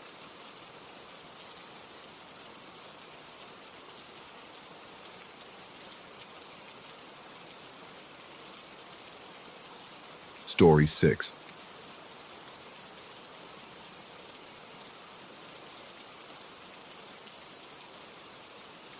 The old house breathed differently at night. Every creak of its weathered bones seemed deliberate, calculated, as if the structure itself harbored intentions beyond mere settling. I'd been staying here for 3 weeks now, house-sitting for my uncle while he recovered from surgery in the city, and I still couldn't shake the feeling that the place was watching me, testing me. My cigarettes waited upstairs in the attic, a habit I'd hidden from my uncle, relegated to the furthest corner of his domain where the smell couldn't seep into the living spaces below. The wooden steps groaned their familiar protest as I climbed, phone's flashlight cutting a pale wedge through the darkness. These midnight excursions had become ritual, a necessary escape from the suffocating quiet that settled over the house after 10 p.m. The attic door stood slightly ajar, though I distinctly remembered closing it earlier. The gap was barely visible, just a sliver of deeper black against the already dim hallway. But it sent an odd chill down my spine. Houses settle, doors shift. I repeated this mantra as I pushed the door wider, the hinges releasing their rusty sigh into the stillness. My phone's light swept across the familiar chaos of stored memories, cardboard boxes labeled in my uncle's careful script, an antique rocking chair draped in dust sheets, Christmas decorations that hadn't seen daylight in years. The air hung thick with the mustiness of age and neglect, carrying undertones of something else. Something organic and faintly sweet that I'd never noticed before. I made my way toward my usual spot near the far window, where a gap between stacked boxes created a makeshift smoking nook. The floorboards felt different beneath my feet tonight, softer somehow, as if the wood had absorbed too much moisture from the recent rains. Each step produced a sound that seemed to echo longer than it should in the cramped space, bouncing off the slanted ceiling and returning as something almost but not quite identical. That's when I saw it. A shadow moved across the wall to my left, a shadow that shouldn't exist. My phone's beam was the only light source, casting my own silhouette in the opposite direction. Yet this other shadow drifted along the wooden planks with fluid independence. It had my general shape, my height, the way I held my shoulders slightly hunched from years of desk work. But it moved wrong. Too smooth, too deliberate. I froze, watching as the shadow rounded the corner where the roofline met the floor, disappearing into a space that couldn't accommodate anything larger than a mouse. The physics made no sense. The ceiling there sloped so sharply that even a child would have to crawl, yet the shadow had maintained human proportions as it vanished. My name echoed from somewhere below, distant and muffled. Marcus's voice calling from the first floor. But Marcus had left hours ago, right after dinner. I'd watched him drive away, his taillights disappearing down the gravel road that led back to town. The memory felt solid, real, but doubt began to gnaw at its edges like water-eroding stone.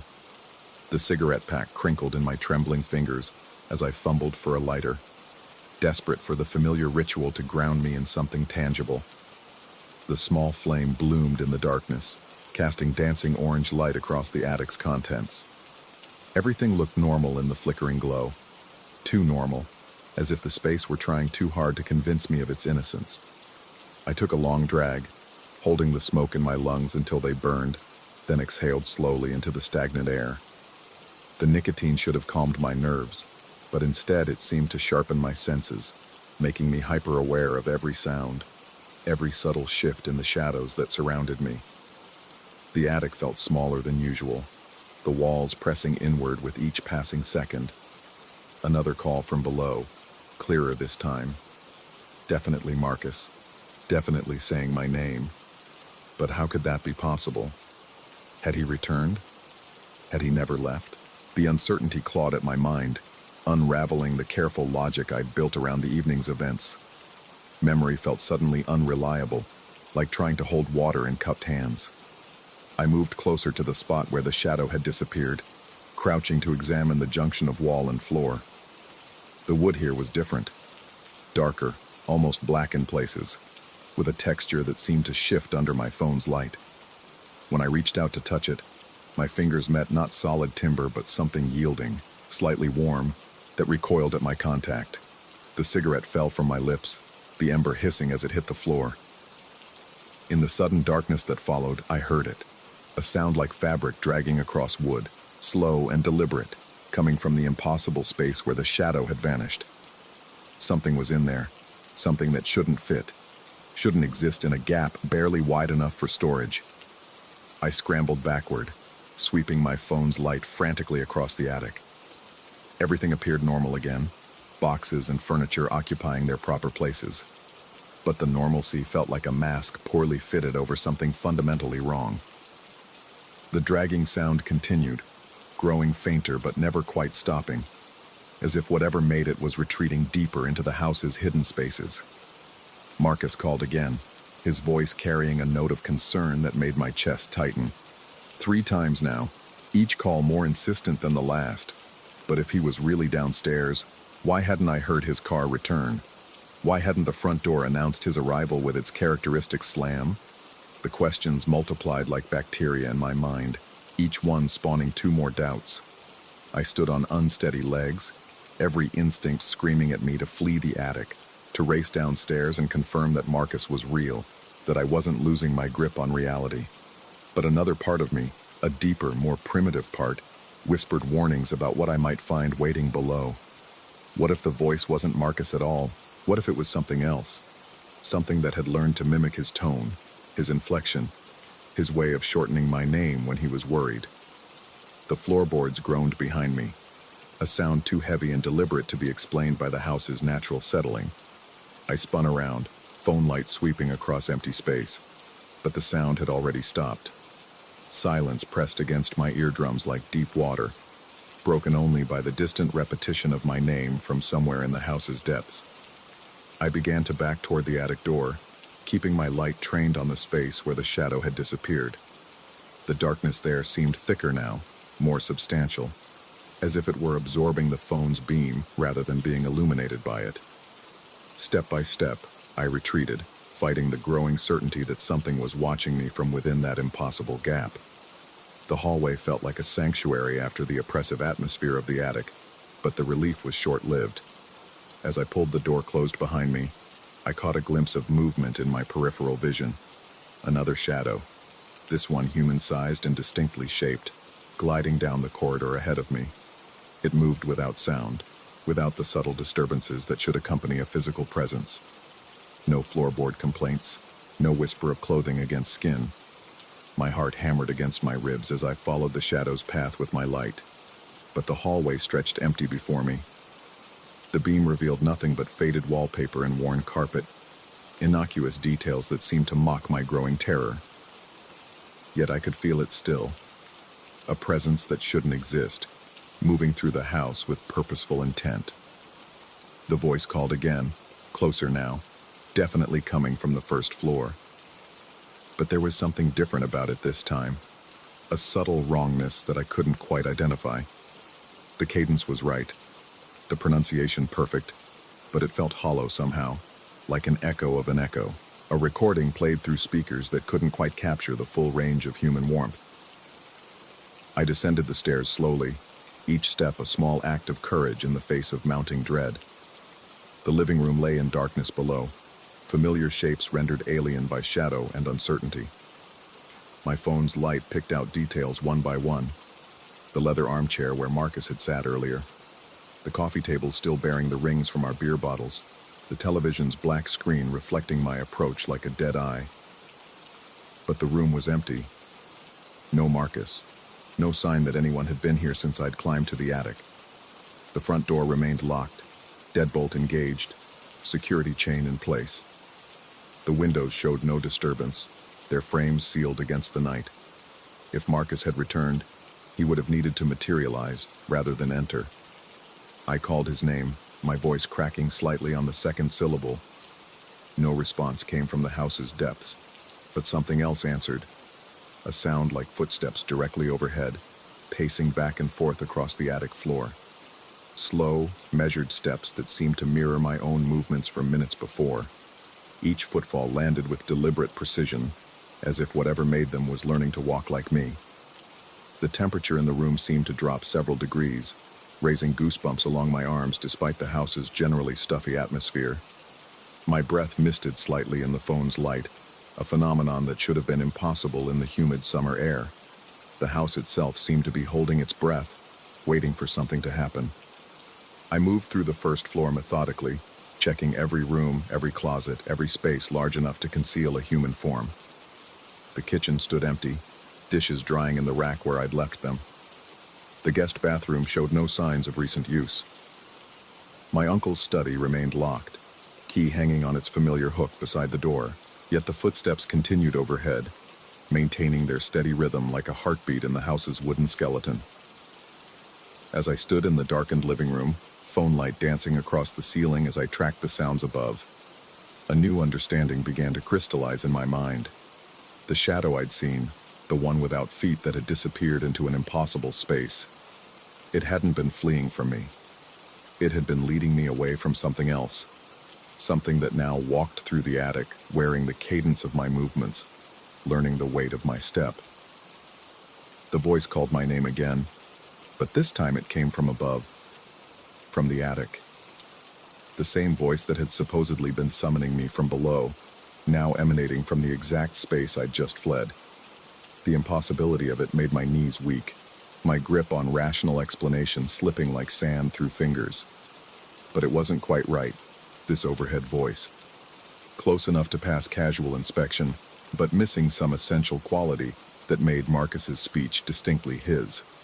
Like a photograph that captures every detail except the subject's soul, this imitation carried all the surface elements while lacking the deeper resonance of authentic humanity.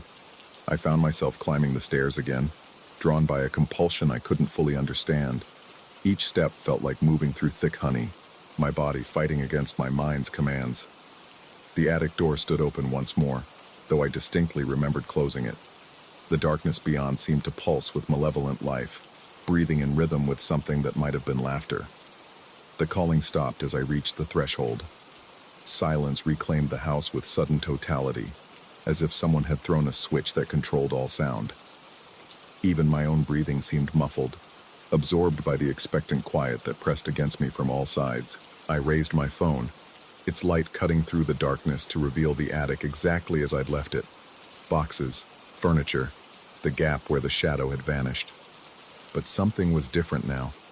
The space felt charged, electric with possibility and dread. The air itself seemed to vibrate at a frequency just below human perception. In the far corner, where the roofline created that impossible space, something gleamed. Not reflected light, but a soft phosphorescence that seemed to emanate from within whatever cast it. I approached slowly, each step an act of will against every survival instinct screaming at me to run.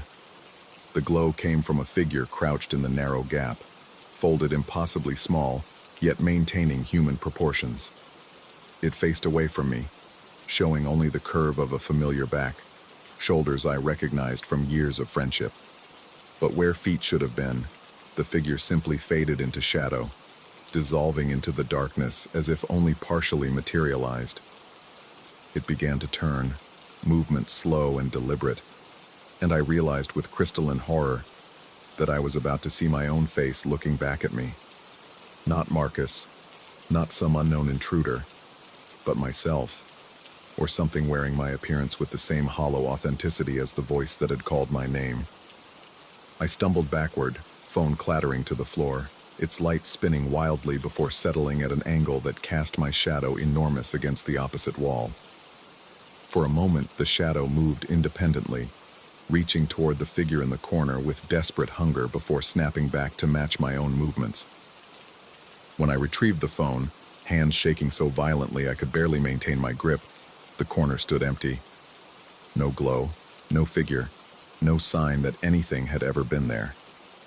But the wood in that space showed fresh scratches, as if something had recently clawed its way deeper into the house's hidden recesses. I fled then, abandoning any pretense of investigation or rational thought, down the stairs, through the living room, to the front door where my fingers fumbled with locks that seemed determined to keep me trapped inside. The night air hit my face like a blessing when I finally escaped, cool and clean after the attic's oppressive atmosphere. But even standing in the safety of the yard, I could see movement in the attic window. A pale shape that might have been a face, watching my retreat with patient interest. The figure raised what might have been a hand in farewell, a gesture so perfectly mirrored to my own unconscious wave that I snatched my arm back to my side with a gasp. I drove to town that night, renting a motel room and calling in sick to work the next day. When I finally returned to my uncle's house 36 hours later, bringing a friend for moral support, everything appeared normal. The attic showed no signs of disturbance, no scratches in the corner wood, no trace of the phosphorescent glow I'd witnessed. Marcus confirmed he'd left after dinner, had gone straight home, had never called my name or returned to the house.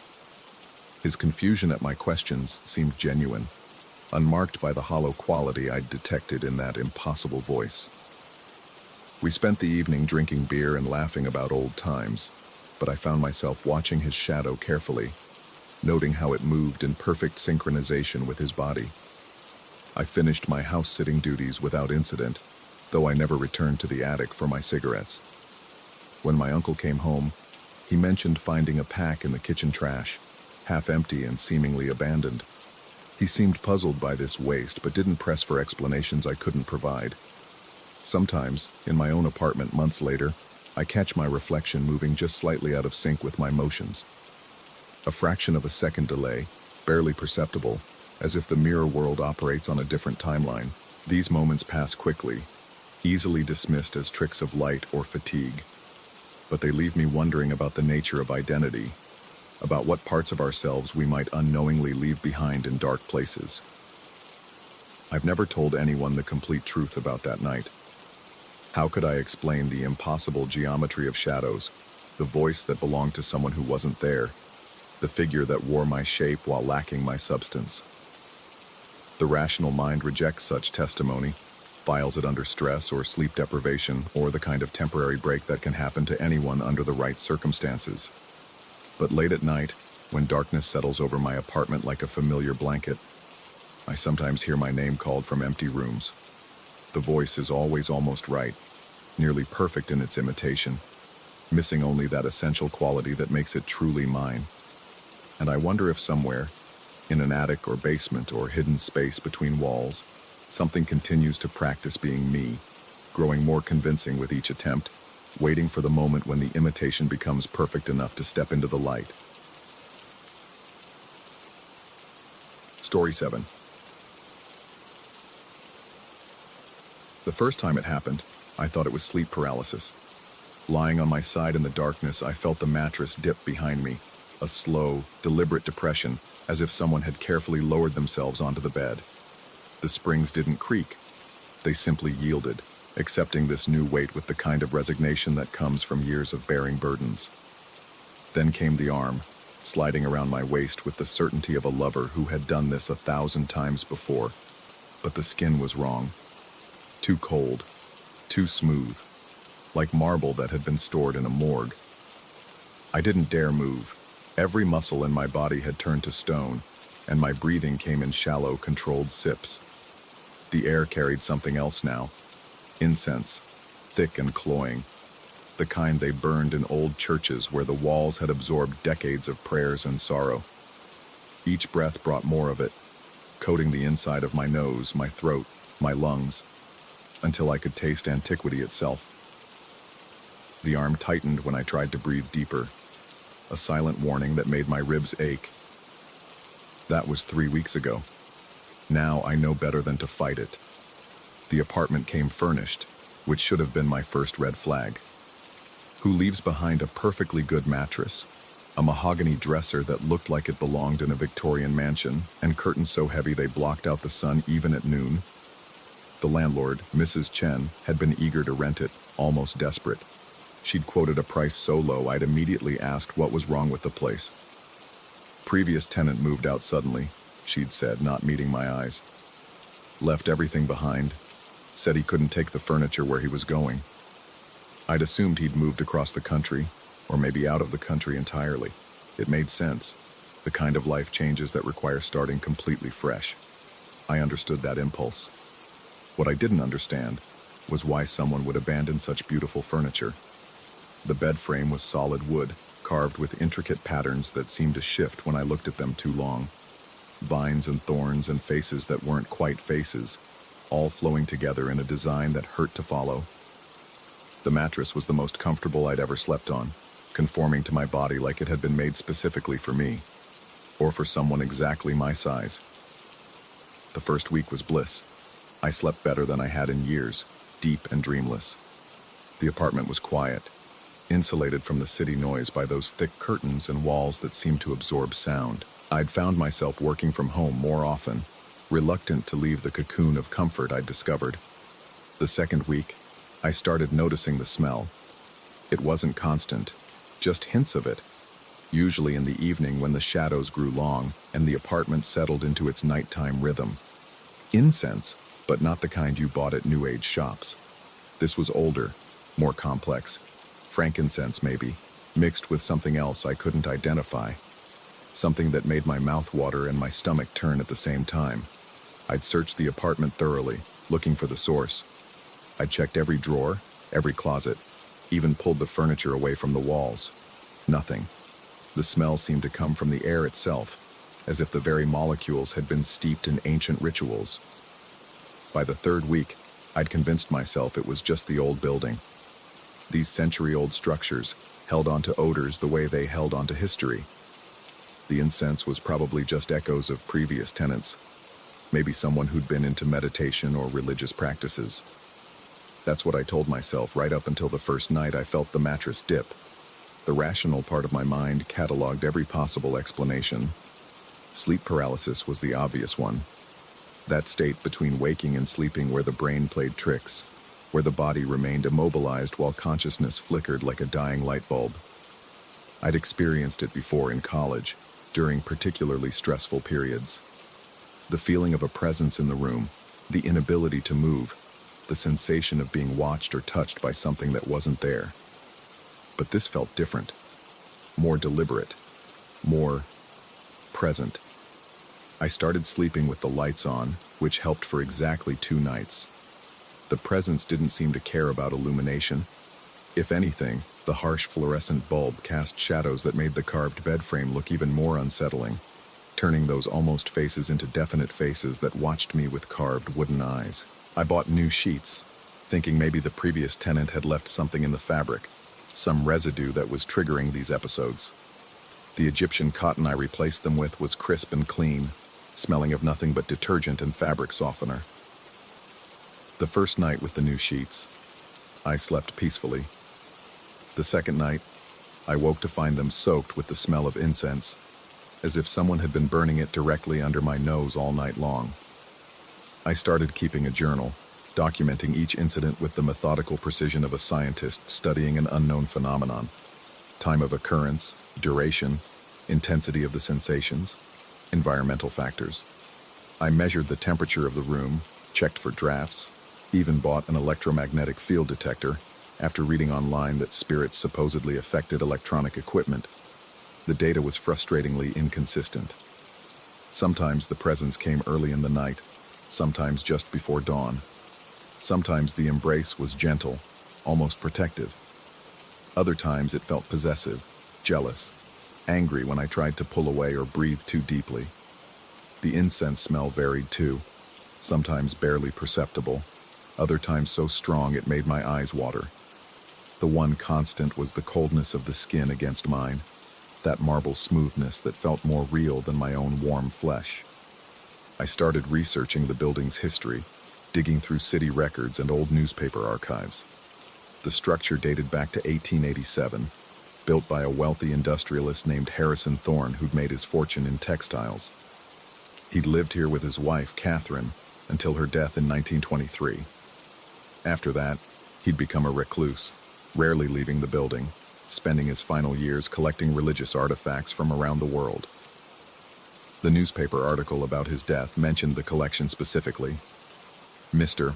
Thorne's apartment was found to contain an extensive array of religious items from various cultures, including rare incense burners, ceremonial vessels, and carved religious icons. The smell of exotic incense was so strong that firefighters initially suspected a smoldering fire somewhere in the building. Harrison had died in his sleep, in what the paper described as the master bedroom. According to the building's floor plans, that would be my apartment. The article included a photograph of the bedroom taken during the estate auction. I stared at it for a long time, my coffee growing cold as I tried to process what I was seeing. The bed frame was the same, those same carved patterns, those same almost faces twisted in wooden anguish. But there was something else in the photo, something that made my hands shake as I held the printed page. The bed wasn't empty. There was a depression in the mattress, a clear outline of a human form, as if someone had been lying there moments before the photograph was taken. And beside that depression, another one, smaller and more delicate. Catherine's outline. I closed the laptop and poured myself a drink, then another. The rational explanation was simple. Harrison had died a lonely man, probably had been sleeping on one side of the bed for decades, out of habit or grief or simple human inability to let go. The depression was just wear patterns in an old mattress, nothing more. But as evening approached and the apartment began its nightly transformation from sanctuary to something else entirely, rational explanations felt as thin as the air I was afraid to breathe too deeply. The embrace came earlier that night, before I'd even fully fallen asleep. I felt the weight settle behind me, the arm sliding around my waist with familiar confidence. But something was different this time. The coldness wasn't quite as severe, and there was something else, a texture, like fabric between the skin and mine. Silk, maybe, or satin, the kind of nightgown a woman might have worn in the 1920s. I held myself perfectly still, afraid that acknowledging the difference might make it worse. But my mind was racing, connecting dots I wasn't sure I wanted connected. Catherine Thorne, dead for over a century, lying in this same bed, in this same position. Had she been the one sleeping on the right side, her husband's arm around her waist, breathing in the incense from his collection night after night? The arm tightened, not in warning this time, but in what felt almost like gratitude, as if my stillness, my acceptance, was exactly what she'd been waiting for all these years. I must have fallen asleep eventually, because I woke to sunlight filtering through those heavy curtains and the lingering smell of incense mixed with something else. Perfume, faint but distinctly feminine. The kind of scent that spoke of vanity tables and crystal bottles, in a time when getting dressed was a ritual involving layers and laces and careful attention to propriety. That morning I called Mrs. Chen. She answered on the first ring, as if she'd been waiting for my call. When I asked her about the previous tenant, about why he'd left so suddenly, there was a long pause on the other end of the line. "He lasted 3 months," she finally said. "Longer than most." "Most?" Another pause. "You're the 7th tenant in 2 years. They all leave the same way. Middle of the night, no notice, leaving everything behind. They say..." She trailed off. "What do they say?" "That they're not sleeping alone." I should have left that day. Should have packed my few personal belongings and found somewhere else, anywhere else to live. Instead, I found myself researching Catherine Thorne, diving deeper into archives and genealogy websites, searching for any detail about the woman who might or might not be sharing my bed. She'd been beautiful. That much was clear from the few photographs I found. Dark hair pinned in the style of her era, pale skin, eyes that seemed to look directly through the camera and into something beyond. She'd married Harrison when she was 22, had lived in this building for nearly 40 years before succumbing to what the death certificate listed as respiratory failure. The obituary mentioned her devotion to her husband, how she'd supported his collecting interests and had often assisted him in cataloging his religious artifacts. It painted a picture of a woman who'd dedicated her entire adult life to making someone else's dreams her own, who'd breathed incense-laden air for decades until her lungs simply couldn't take anymore. Had she died in this bed? Had Harrison held her as her breathing grew shallow and labored, surrounded by the smell of exotic incense that had perfumed their entire marriage? That night, I didn't resist when the presence came. I let the arm slide around me, let myself sink into the cold embrace, breathing carefully and shallowly as I'd learned to do. But this time, I whispered into the darkness. "Catherine." The arm tightened, just slightly. Not a warning this time, but an acknowledgement. "Is that you?" Silence, except for the sound of my own heartbeat and the faint rustle of fabric against fabric. But the incense smell grew stronger, more complex, and I caught another hint of that feminine perfume. I should have been terrified. Any rational person would have been running, screaming, calling priests or psychiatrists or anyone who might be able to explain what was happening. Instead, I felt something unexpected. Sympathy. How long had she been waiting? How many tenants had fled in terror before giving her a chance to explain, to communicate, to simply be acknowledged? Harrison had died decades ago, leaving her alone in this space they'd shared, trapped by habit or love, or the simple inability to let go. "I'm not afraid," I whispered, and realized it was true. The embrace loosened slightly, becoming less possessive and more grateful, as if she'd been waiting a century for someone to say those words. The next few weeks established a routine. Each night, I would lie on my side, and Catherine would join me, her arm sliding around my waist with increasing familiarity. The incense smell became comforting rather than alarming, and I found myself looking forward to the cool touch of her skin against mine. During the day, I started making small changes to the apartment. I bought flowers, white roses, the kind that might have decorated a 1920s bride's bouquet. I replaced the harsh fluorescent bulbs with softer lighting that cast warm shadows instead of harsh ones. I even bought a small incense burner and experimented with different scents until I found one that seemed to please her. Frankincense mixed with sandalwood, exotic and ancient. My friends noticed the changes in me, though they attributed them to different causes. I was sleeping better, they said. I looked more relaxed, more content. Some suggested I'd found a girlfriend I wasn't telling them about, and I didn't bother to correct them. In a way, they weren't wrong. The embraces grew more elaborate, more intimate in their innocence. Sometimes I would wake to find the blankets arranged differently, tucked around me with careful precision. Other times, I would feel cool fingers brushing hair away from my forehead, a gesture so tender it made my chest ache. I started talking to her, sharing details about my day, my work, my frustrations with the world outside these walls. I told her about my childhood, my fears, my dreams for the future. She never responded with words, but the quality of her attention was unmistakable. The way the air grew still when I spoke, the way the incense smell would intensify during emotional moments, as if she was leaning closer to hear better. One night, I woke to find something on the nightstand that hadn't been there before. A small, tarnished locket on a delicate chain. Inside was a photograph of Catherine and Harrison, young and smiling, his hand resting protectively on her shoulder. They looked happy, complete, like two people who'd found exactly what they'd been searching for. I should have questioned how a ghost could move physical objects, should have wondered about the implications of accepting jewelry from someone who'd been dead for a century. Instead, I fastened the chain around my neck and felt the metal warm against my skin.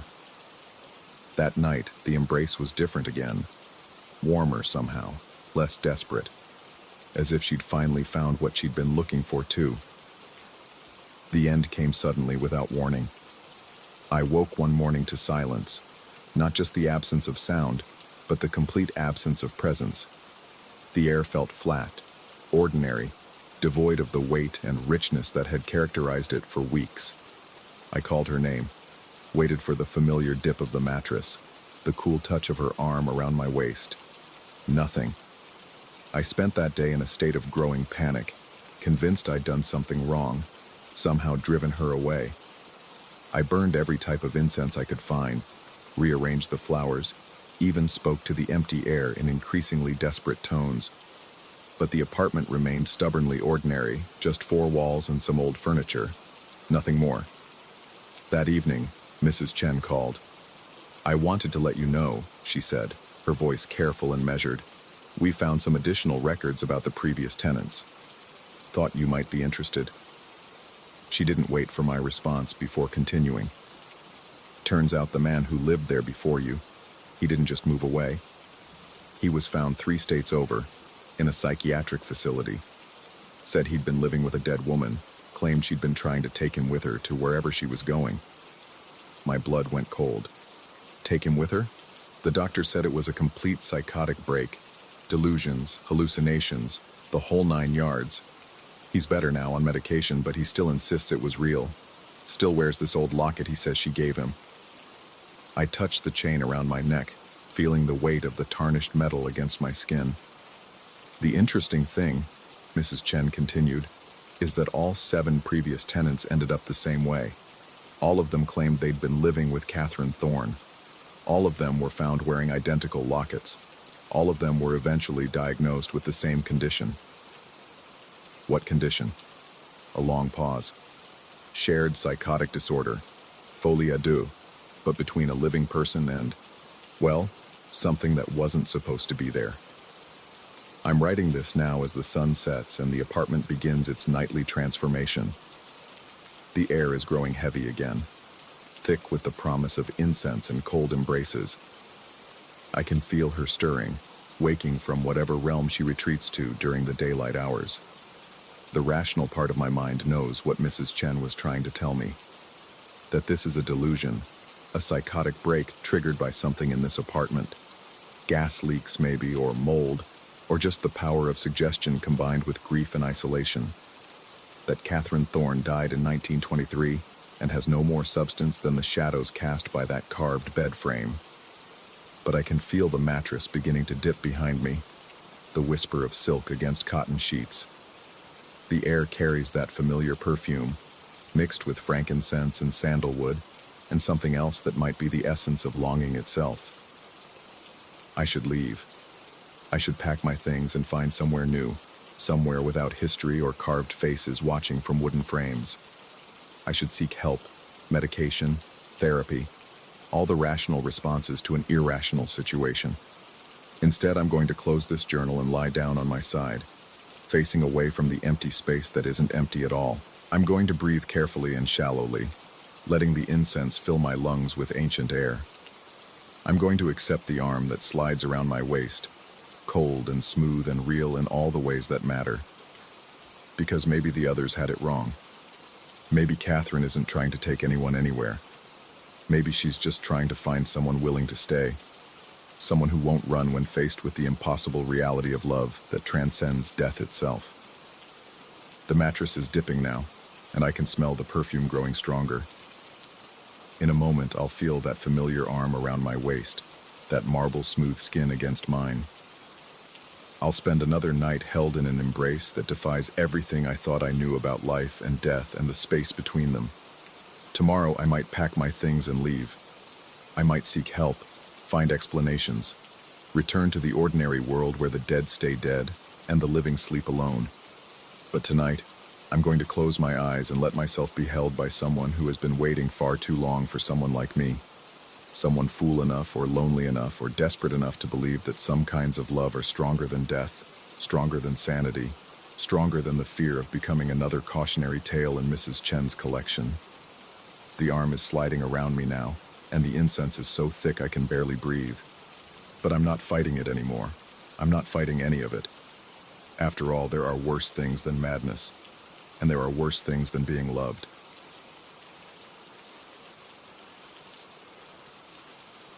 Story 8.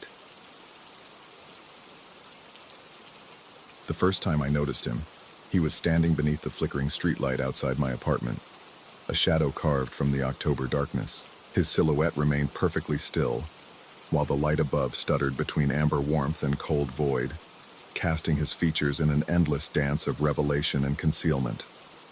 I watched from my third-floor window, curtains barely parted, as he stood there for what felt like hours, but couldn't have been more than minutes. When I blinked, he was gone. That was 3 weeks ago. Now, as I sit in the coffee shop on campus, the bitter scent of over-roasted beans mingling with the musty smell of old textbooks and nervous sweat, I can feel his presence like static electricity before a storm. My fingers trace the rim of my mug, ceramic rough against my skin, while my eyes scan the crowded space. Students huddle over laptops, their faces illuminated by blue screens that make them look like ghosts. Steam rises from cups and mingles with the haze of an unseasonably warm day, pressing against rain-streaked windows. He's here somewhere. I know it with the same certainty that tells me when a storm is coming. That primitive instinct that makes the hair on my arms rise and my mouth go dry. The sensation crawls up my spine like cold fingers, settling at the base of my skull where it pulses in rhythm with my heartbeat. Marcus, I learned his name from old yearbooks in the library, graduated from Jefferson High 7 years before I did. 7 years. I was 11 when he walked across that stage, still worried about kickball games and whether my mom would pack the good cookies in my lunch. Yet somehow, according to the stories he's been telling anyone who'll listen, we were lovers in another life, soulmates separated by tragedy, star-crossed teenagers whose romance was cut short by fate's cruel hand. The stories started appearing on social media about a month ago, scattered posts in local community groups, comments on memorial pages for classmates who'd passed away, whispered tales in the dark corners of the internet where grief and obsession intertwine like strangled vines. Always the same narrative with slight variations. A girl who looked exactly like me, down to the small scar above my left eyebrow from a childhood fall, who had loved him completely before dying in his arms during some unnamed catastrophe. In his stories, I was Sarah. Sometimes Sarah without the H. Occasionally Sarah like the angels he would write with what I imagined was a reverent smile. The details were always precise, unnervingly so. The way I supposedly tucked my hair behind my ear when nervous, something I didn't realize I did until he described it. The small birthmark on my shoulder shaped like a crescent moon that he claimed to have kissed 1,000 times. The way I would hum tunelessly while reading, a habit I thought was entirely private. But it was his description of my bedroom that first made my blood turn to ice water in my veins.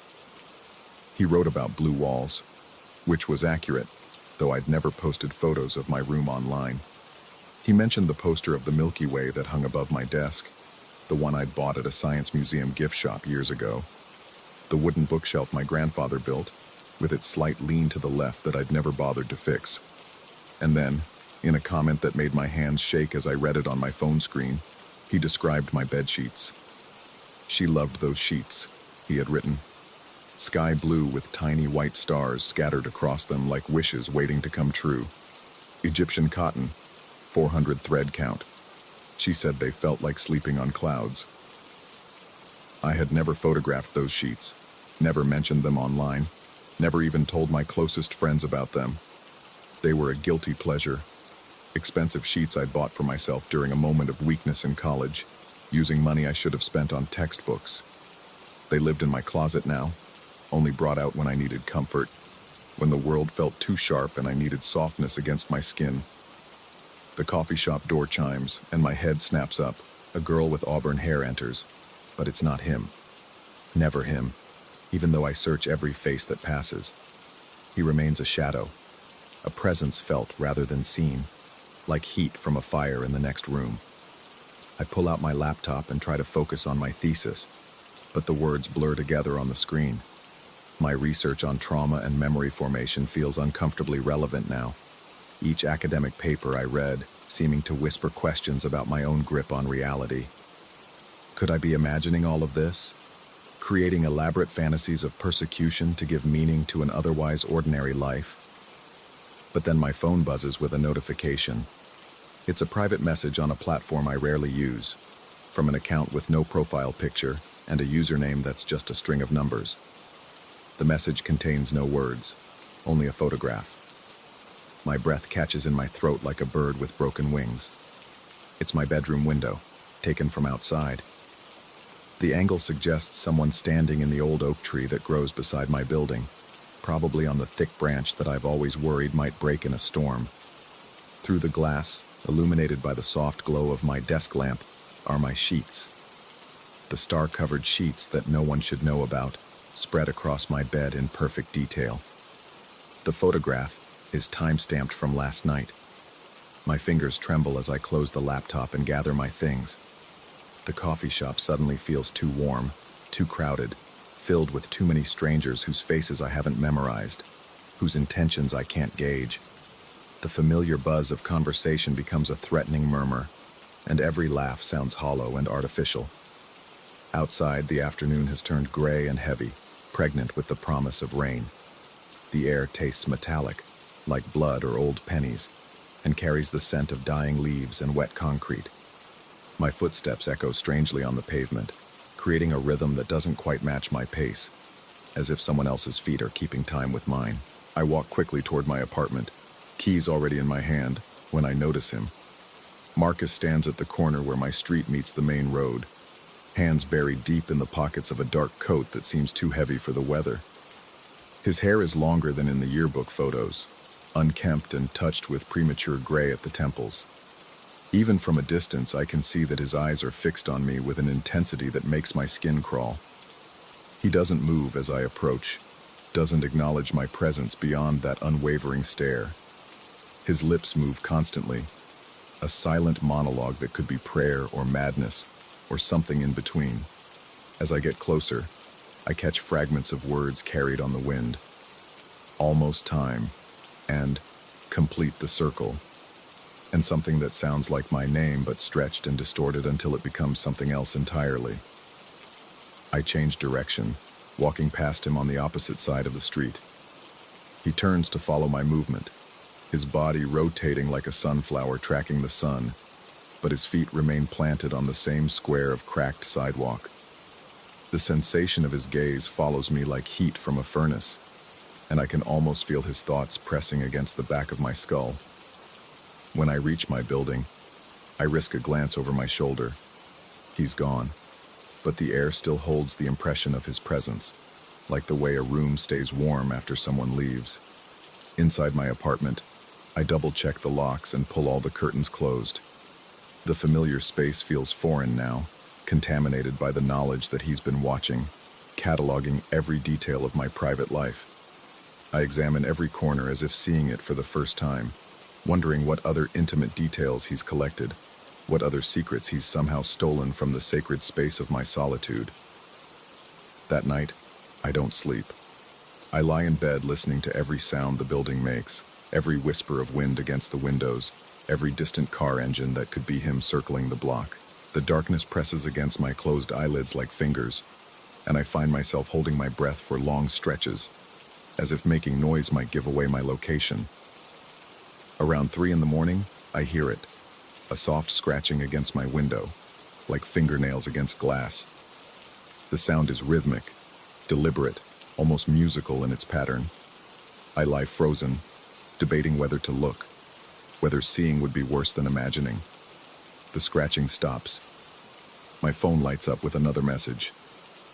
"The story isn't finished yet," it reads. "She never got to say goodbye." Then another. "Soon we'll be together again, and I can tell you how it really ends." And finally, "You remember, don't you?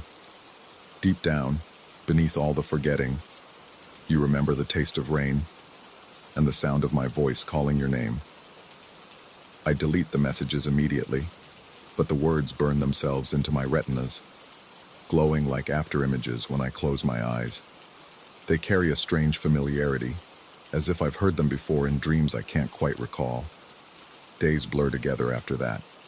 I change my routines, take different routes to campus, eat at different restaurants, but he's always there, just at the edge of my vision, a constant presence that makes my skin feel too tight and my thoughts move like trapped animals. Sometimes I spot him reflected in storefront windows, always standing just behind my right shoulder. Other times, I only feel the weight of his attention, heavy and warm, like a hand pressed against my back. The rational part of my mind, the part trained in logic and research methodology, tells me this is stalking, that I should call the police, that there are systems in place to deal with exactly this situation. But what would I tell them? That a man is watching me and writing stories? That he knows details about my life that feel impossible for him to know? That he's convinced I'm the reincarnation of a dead girlfriend who might never have existed? Even I'm beginning to question what's real. The photographs of my room appear more frequently now, taken from different angles, at different times of day. My morning coffee ritual, the way I organize my books, the specific corner of my couch where I curl up to read. Each image feels like a violation, an invasion that goes deeper than just privacy. But it's the accompanying messages that truly disturb me. Do you remember how you used to read to me on rainy afternoons? Your voice was always softer in the morning, like honey poured over gravel. You promised you'd wait for me, even beyond the veil. They arrive at all hours, fragments of a love story that feels both completely foreign and disturbingly familiar. The details are too specific, too emotionally resonant to be entirely fabricated. Sometimes reading them, I feel an echo of something, not quite memory, but the shadow cast by memory. A warmth in my chest that shouldn't be there. A longing for something I've never experienced. The worst part is that I've started dreaming about her. About me. About the girl who died in his arms, whose life mirrors mine in impossible ways. In the dreams, I see myself from the outside, watching a version of me that's both identical and completely different. This other version moves through scenes I've never lived but somehow recognize. Walking hand in hand with Marcus through a forest that smells of pine and autumn. Laughing at jokes I don't remember hearing. Saying words of love that feel true even though I've never spoken them. I wake from these dreams with tears on my cheeks and the taste of someone else's memories in my mouth. 2 weeks pass. I've stopped going to classes, stopped leaving my apartment except when absolutely necessary. The university has sent concerned emails, but I can't find the words to explain what's happening without sounding completely unhinged. My thesis advisor calls repeatedly, leaving increasingly worried voicemails that I delete without listening to completely. The walls of my apartment feel thinner now, as if they're slowly dissolving, allowing his presence to seep through like water through cracking plaster. I find myself talking back to the silence, responding to conversations no one else can hear. Sometimes I catch myself humming songs I don't remember learning, melodies that feel ancient and familiar. On a Tuesday that tastes like copper and regret, I finally see him clearly. I'm grocery shopping at the 24-hour market near campus, moving through the fluorescent-lit aisles like a ghost haunting the scene of my former life. The store is nearly empty, just me and a tired cashier who looks like she'd rather be anywhere else. The bright lights make everything look artificial, like a movie set or a fever dream. He's standing at the end of the cereal aisle, no longer hiding in shadows or lurking at the edges of my vision. Just standing there, solid and real, watching me with those intense dark eyes that seem to hold secrets I should know but don't. We stare at each other across the distance of 30 feet and 7 years of separation, and for a moment, the fluorescent lights flicker like that street lamp where I first saw him. In that stuttering illumination, something shifts in his face. The obsessive intensity softens into something that might be recognition, or relief, or homecoming. He opens his mouth as if to speak, and I realize with a chill that spreads from my spine to my fingertips that I know what he's going to say. The words form in my mind a split second before he voices them, as if I'm remembering rather than hearing for the first time. I've been waiting for you to remember. The words hang in the air between us like suspended judgment. Part of me wants to run, to flee this encounter and everything it represents. But a larger part, a part that speaks in a voice that sounds like mine but feels older, deeper, whispers that running would be useless. Remember what? I ask, though my voice sounds strange in my own ears, distant and dreamy. The ending, he says, taking a step closer. The real ending, not the one where you die, but the one where you choose to stay. The fluorescent lights continue their erratic dance, and in their flickering rhythm, I see something impossible.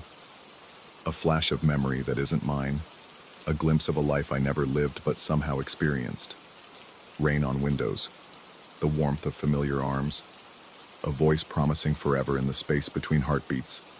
The lights steady, and the moment passes, leaving me standing in a grocery store at 2 a.m, faced with a man who might be a stalker or a prophet or something in between.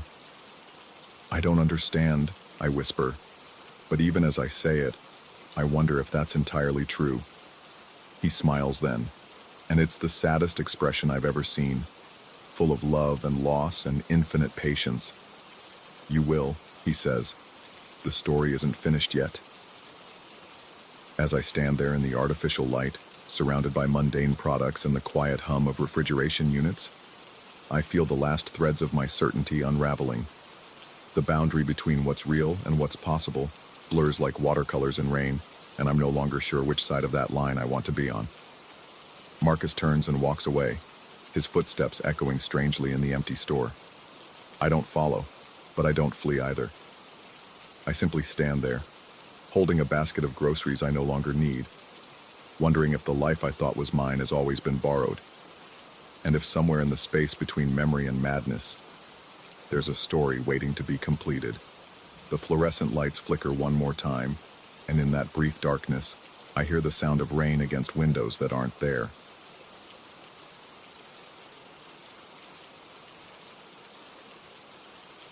Story 9.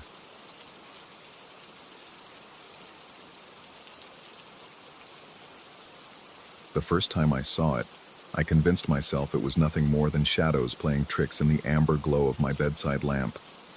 The apartment's heating system had been acting up for weeks, creating drafts that made the curtains dance in ways that could fool tired eyes.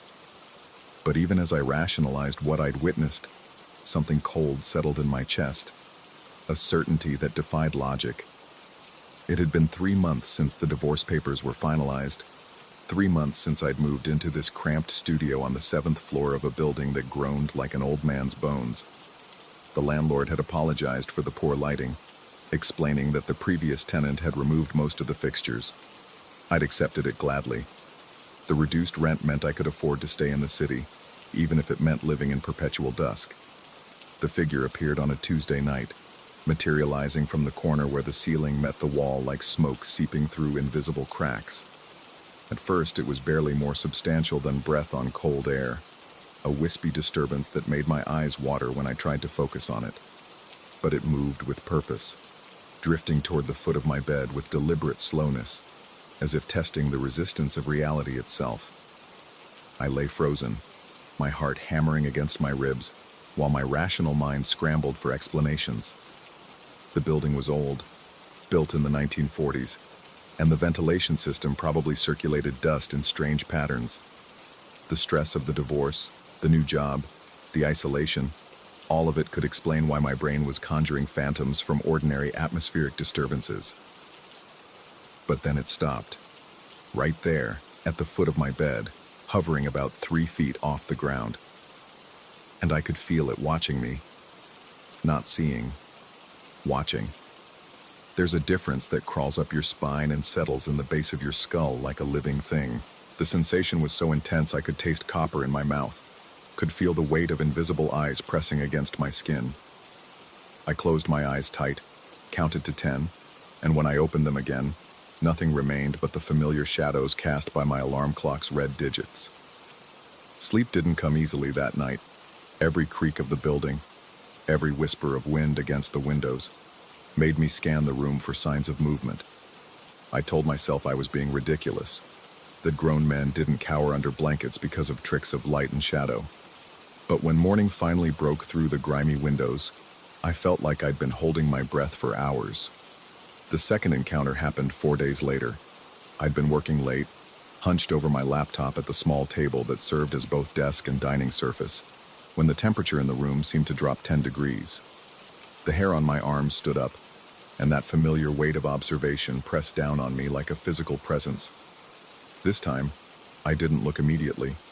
Instead, I pretended to focus on the spreadsheet glowing on my screen while using my peripheral vision to scan the room. The figure was there again, but different somehow, more coherent. The edges that had been soft and indefinite before now held their shape with greater conviction, as if whatever force animated it was learning, adapting, growing stronger. I forced myself to turn slowly, to meet it head-on with all the courage I could muster. The mist, for lack of a better word, seemed to pulse with a faint luminescence, not bright enough to illuminate anything else in the room, but distinct enough to prove I wasn't imagining things. It maintained its position at the foot of my bed, patient and still, like a sentinel keeping watch. "What do you want?" I whispered, immediately feeling foolish for speaking aloud to what was probably a stress-induced hallucination. The figure didn't respond, of course, but something in its stillness seemed to shift, as if my words had registered somehow. I stared at it for what felt like hours, neither of us moving. until exhaustion finally forced my eyes closed. When I jerked awake sometime later, my neck stiff from falling asleep at the table, the room was empty again. That's when I started researching. I spent my lunch breaks at the library, combing through books on psychology, looking for explanations that would make sense of what I was experiencing. Sleep deprivation could cause hallucinations, stress, grief. The human mind was remarkably creative when it came to processing trauma, and the divorce had certainly qualified as that. But the reading also led me down darker paths. I found myself browsing forums dedicated to paranormal experiences, reading accounts from people who claimed to have encountered similar phenomena. The descriptions were unsettlingly familiar: misty figures that appeared with increasing frequency and clarity, entities that seemed more curious than malevolent, observers that watched without threatening. I told myself these were just desperate people finding patterns where none existed, imposing meaning on random events because the alternative, accepting that some things simply couldn't be explained, was too terrifying to consider. But late at night, when the walls of my apartment seemed to close in around me, those explanations felt thin as tissue paper. The third time it appeared, I was ready. I'd positioned a small digital camera on the nightstand, angled toward the foot of the bed. If this was real, I'd have proof. If it was a breakdown, maybe having evidence of my deteriorating mental state would convince me to seek help. The figure manifested earlier that night, around 11:30. I watched it take shape with what I could only describe as growing confidence, as if the act of appearing was becoming easier with practice. The mist swirled and condensed, and for the first time, I thought I could make out something resembling features within the haze. Not quite a face, but the suggestion of one. The hollow impression of eyes, the vague outline of shoulders. My hand trembling, I reached for the camera. The soft click of the shutter seemed thunderous in the silence of the room. The figure didn't react to the sound, but I noticed something else. The camera's LCD screen remained black. Not the grainy, low-light image I'd expected, but complete darkness, as if the device couldn't detect what my eyes were seeing so clearly. I took photo after photo, each one revealing nothing but the empty space at the foot of my bed. Meanwhile, the figure continued to hover there, more solid-looking than ever before. I could see what might have been clothing now, a flowing robe or gown that moved with currents I couldn't feel. The suggestion of hands, pale and long-fingered, emerged from billowing sleeves. "Please," I found myself saying, my voice barely audible. "I don't understand what you want from me." This time I was certain something changed in its posture. The misty head tilted slightly, as if considering my words. The temperature in the room dropped even further, and my breath began to fog. Ice crystals formed on the surface of my water glass, and the windows started to cloud with condensation despite the building's stuffy atmosphere. Then, for the first time, it moved. Not the slow drift I'd observed before, but a deliberate step forward. The bed frame groaned under what should have been empty air, and I felt the mattress compress as if something with real weight had pressed down on it. I scrambled backward until my spine hit the headboard, my heart hammering so hard I thought it might burst.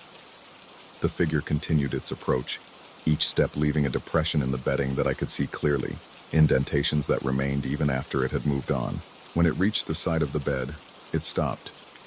I could feel cold radiating from it like heat from a fire, a bone-deep chill that made my teeth chatter. This close, I could see more details that shouldn't have been possible. The suggestion of facial features was stronger now. Deep-set eyes that seemed to hold starlight, a mouth that was more absence than presence, skin that looked like moonlight filtered through water. It raised what might have been a hand, reaching toward my face with infinite slowness. I wanted to move, to run, to do anything but sit there paralyzed while this impossible thing approached. But my body wouldn't obey, locked in place by terror and fascination in equal measure. The cold touch never came.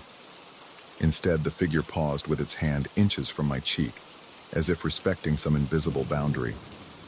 For a long moment, we remained like that, predator and prey, observer and observed, real and unreal. Then, gradually, it began to fade. Not disappearing all at once like before, but dissolving piece by piece, starting with the extremities and working inward until only the suggestion of eyes remained, floating in the darkness like dying stars. After that night, my behavior began to change in ways that scared me more than the apparition itself.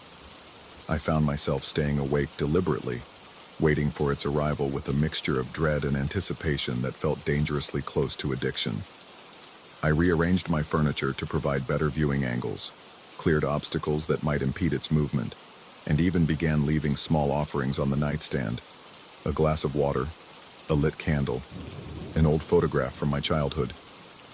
The rational part of my mind recognized these actions as symptoms of a complete psychological break.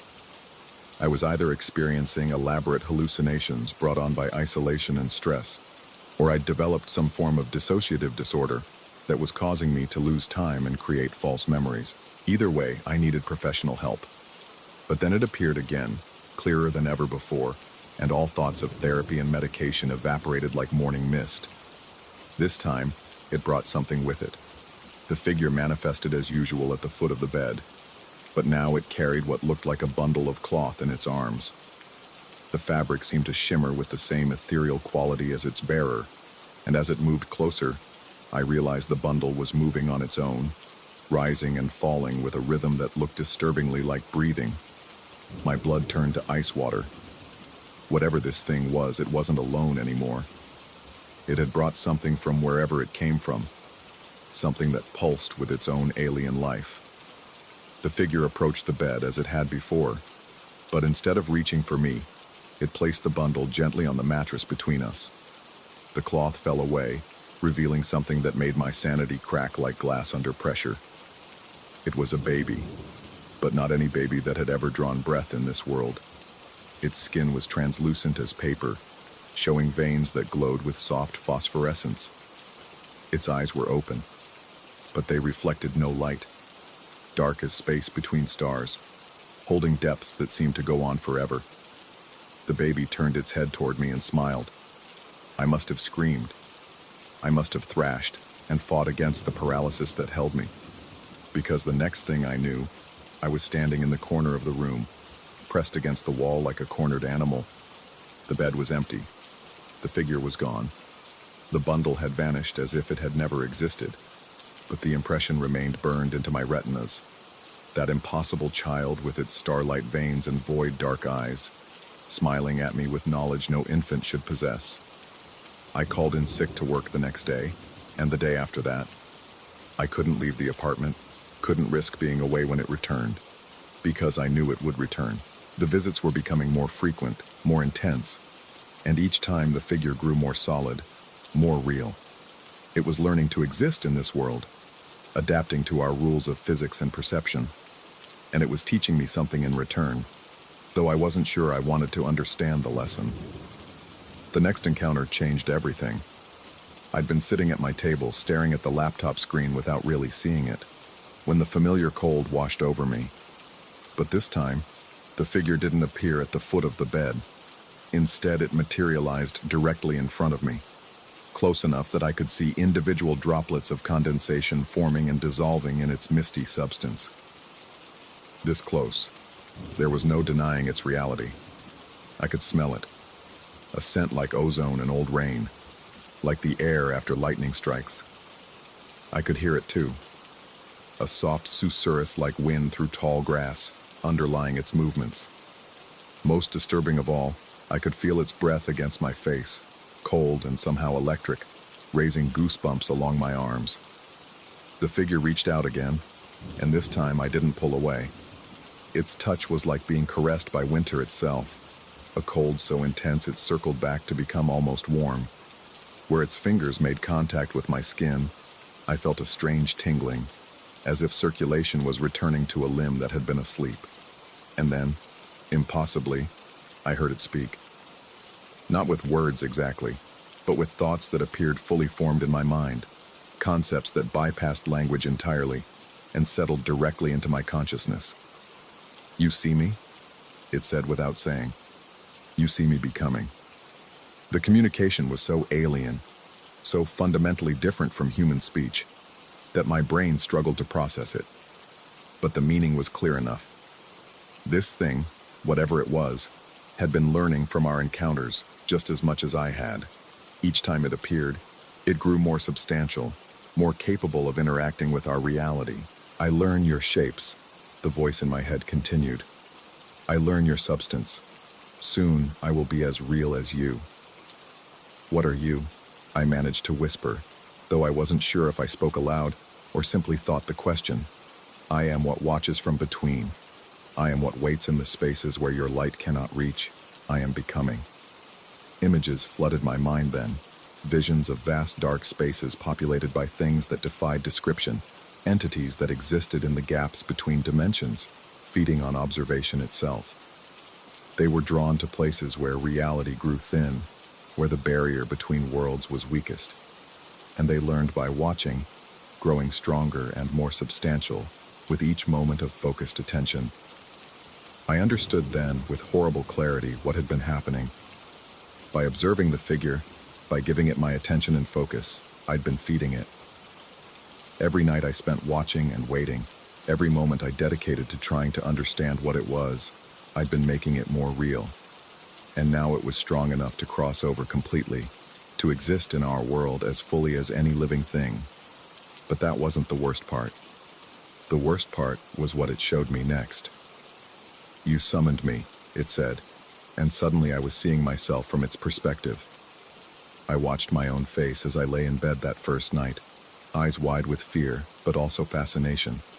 I saw myself researching, preparing, waiting for its return with an eagerness that I'd tried to deny. I saw myself making offerings, clearing paths, creating the perfect conditions for its manifestation. You called, and I came. You fed me with your sight, your fear, your longing, and now I am almost ready. Ready for what? I asked, though part of me already knew the answer. To take your place. The final revelation hit me like a physical blow. The figure wasn't trying to harm me or drive me insane. It was trying to replace me. Each encounter had been a learning experience, a chance for it to study human behavior and emotion, to understand how we moved and thought and existed in this reality. The baby it had shown me, that had been its first attempt at creation, its practice run at making something that belonged in our world.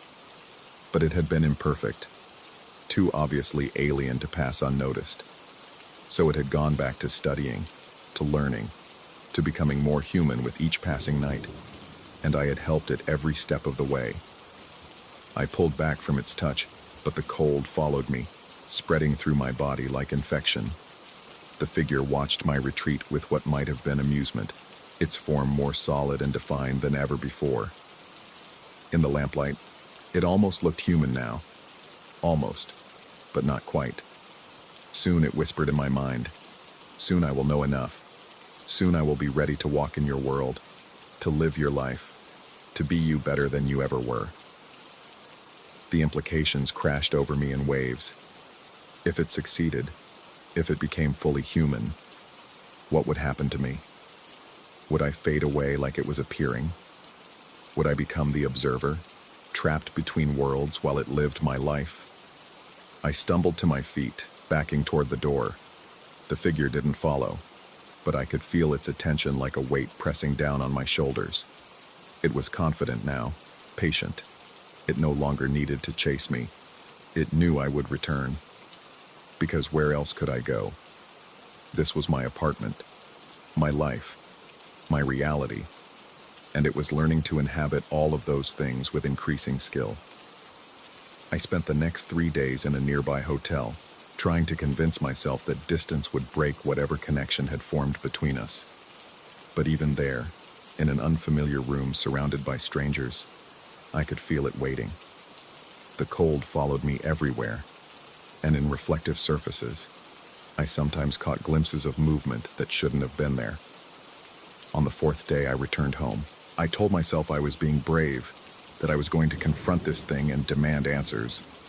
But the truth was simpler and more pathetic. I missed it. Despite everything, despite the fear and the implications and the threat to my very existence, I craved another encounter with the only thing that had made me feel truly alive since the divorce. The apartment felt different when I opened the door. Warmer somehow, more lived in.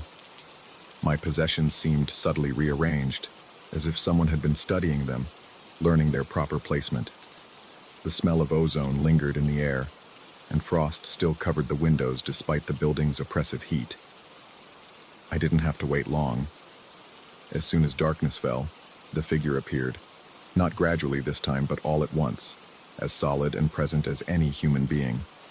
It stood by the window, looking out at the city lights with an expression of wonder that was entirely too human for comfort. When it turned to face me, I saw that its features had continued to solidify. The suggestions of eyes had become actual eyes, pale and luminous but unmistakably real. The hint of a mouth had gained lips and teeth, and when it smiled, the expression was perfect in its mimicry of human emotion. "I have been practicing," it said, and this time the words came from its mouth as well as its mind. The voice was rough, unused, but recognizably mine, as if it had been listening to recordings of my speech and learning to replicate the sound. "Practicing what?" I asked, though I already knew. "Being you." It moved toward me with my own gait, my own unconscious gestures and mannerisms. Somewhere in the time I'd been away, it had perfected its imitation. The only things that marked it as other were the pale luminescence of its skin and the terrible depth of its borrowed eyes. "I understand now," it continued, flexing fingers that looked increasingly like my own. "I understand loneliness. I understand loss. I understand the weight of existing in a world that no longer fits properly around you." The words cut deeper than any physical threat could have. It had learned more than just my appearance and voice. It had absorbed my emotions, my memories, my pain, and now it was offering to take all of that burden from me. "I can live your life better than you can," it said with my voice. "I can be happy in ways you have forgotten how to be. I can love and be loved without the damage that holds you back." For a moment, the offer was almost tempting. What did I have to lose, really? A job that barely paid enough to survive, an empty apartment in a building that groaned with age, a life hollowed out by divorce and disappointment. If this thing could be me without the baggage, without the scars, maybe that would be better for everyone. But then I remembered the baby, that impossible child with its starlight veins and void dark eyes. I remembered the cold touch that had left my skin tingling, the alien thoughts that had invaded my mind. Whatever this thing was offering, it came with a price I wasn't prepared to pay. "No," I said, surprised by the strength in my own voice. "This is my life. Damaged or not, it's mine." The figure's expression didn't change, but something shifted in the air around us. The temperature dropped, and the lights flickered as if responding to some invisible power surge. "You cannot stop what has already begun," it said. And now there was less of my voice in its words, more of that alien susurrus that had marked its early appearances. "I have learned enough. I have become enough. With or without your permission, I will take what I need." It stepped forward, and I felt that familiar paralysis creeping through my limbs. But this time, I fought against it. This time, I had something to fight for. "You're wrong," I said, forcing myself to move, to step back. "You've learned to copy, but you haven't learned to create. You can mimic my voice, my face, my gestures, but you'll never be more than a reflection. You'll never be real." For the first time since our encounters began, the figure hesitated. Uncertainty flickered across its borrowed features, and for a moment, it looked less solid, less sure of itself. "I am real," it insisted, but there was doubt in its voice now. "I exist. I think. I feel." "You exist because I've been feeding you," I said, growing bolder as I sensed its confusion. "You think and feel because you've been stealing pieces of my consciousness. But what happens when there's nothing left to steal? What happens when you've copied everything there is to copy?" The figure's form began to waver, its carefully constructed human appearance flickering like a bad transmission. Behind the mask of my face, I caught glimpses of something else, something vast and formless, and desperately hungry. "No," it said. and the word came out as a scream that only I could hear. I am becoming. I am real. I am... But even as it spoke, I could see it beginning to fade. The careful construction of humanity it had built was coming apart, revealing the truth underneath. It wasn't becoming human at all. It was just a reflection, a shadow cast by my own desperate need for connection, for something, anything, to break the endless monotony of isolation. The figure reached for me one last time, and this time I didn't pull away. I let its cold touch wash over me, felt the alien thoughts trying to burrow into my mind, but instead of resisting, I embraced them. I accepted them as part of myself, acknowledged them as products of my own damaged psyche rather than intrusions from some otherworldly realm. And as I did, the figure began to dissolve. Not disappearing exactly, but integrating, becoming part of me in the way that all our shadows eventually do. The cold receded, the luminescence faded, and I was left alone in my poorly lit apartment with nothing but the familiar weight of my own thoughts for company. But something had changed. The loneliness that had driven me to create an observer in the first place was still there, but it felt different now, less like an absence and more like a space waiting to be filled. The apartment looked the same, but it no longer felt like a prison. It felt like a starting point. I never saw the figure again, though sometimes, in the corner of my eye, I catch glimpses of movement that might be its echo. But I'm not afraid anymore. I understand now that the most dangerous observers aren't the ones that watch us from outside. They're the ones we create ourselves, the ones we feed with our own fears and longings and desperate need to matter to someone, even if that someone exists only in the spaces between waking and sleep. The question that haunts me now isn't whether the figure was real or imagined. The question is whether there's really a difference, and whether the answer to that question matters more than what I choose to do with whatever time I have left in this world, this life, this reality that continues to exist whether anyone is watching or not. Outside my window, the city continues its restless movement, full of people who might be observers or observed, real or reflected, human or something else entirely. And I've learned to be content with not knowing the difference, as long as I remember that the choice of who to be, damaged or whole, isolated or connected, real or imagined, has always been mine to make. The apartment is quiet now, but it's a different kind of quiet. Not the empty silence of abandonment, but the peaceful hush of a space waiting for new possibilities to unfold. And if something watches me from the shadows, if some observer lurks in the poorly lit corners of my world, I've learned not to fear it. After all, we all need someone to witness our existence, even if that someone is nothing more than a reflection of our own desperate hope that we matter, that we're seen, that we're real enough to leave some mark on the world before we fade back into the darkness from which we came. The question isn't whether we're being observed. The question is whether we're brave enough to observe ourselves with the same curious, non-threatening attention that the figure showed me, to watch our own lives unfold with fascination rather than judgment, to become our own witnesses in a world that may or may not be paying attention. And in the end, maybe that's the only reality that matters.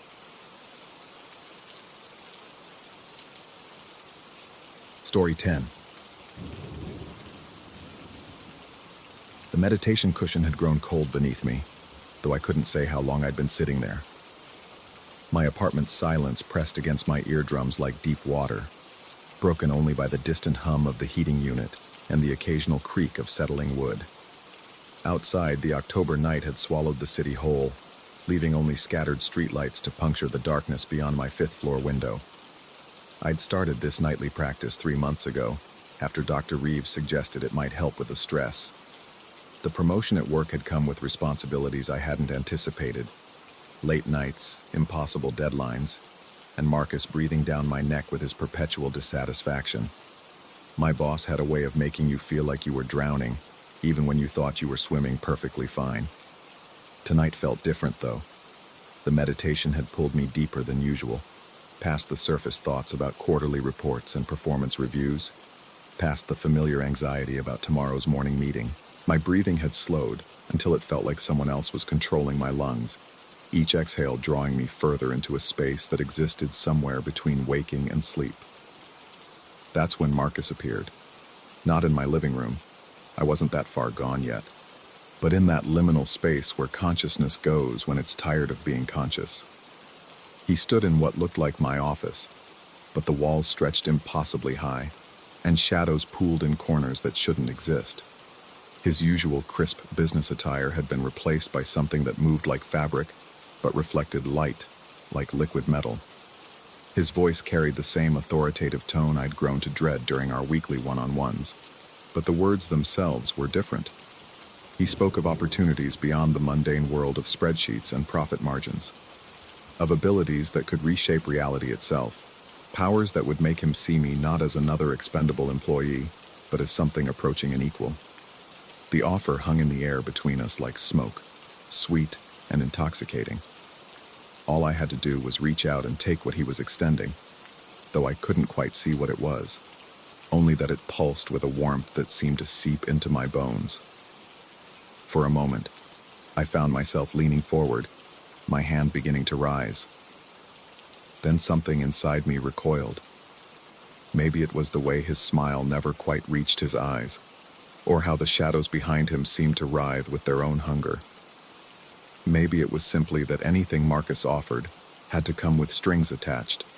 That was his nature, in dreams as much as in waking life. I pulled back, shaking my head, and spoke the word that felt like it was being torn from my throat. No. His expression shifted, disappointment melting into something colder, more calculating. The space around us began to distort, walls bending inward like the inside of a closing fist. His form started to blur at the edges, becoming less human and more suggestion, as if he were being erased by an invisible hand. That's when I jerked awake, or thought I did. My body refused to move. Every muscle had turned to stone, leaving me trapped in my meditation posture while my mind screamed for action. The paralysis was complete. I couldn't even open my eyes fully, could only peer through the narrow slits between my lashes at the familiar outline of my living room. But familiar was the wrong word now. Everything had taken on a quality that made my skin crawl, as if someone had shifted each piece of furniture just slightly to the left, rearranged the shadows to create new and unsettling patterns. The air itself felt thicker, pressing against me with an almost physical weight. Then came the sound from the window. A subtle vibration at first, so faint I thought it might be a truck passing on the street below.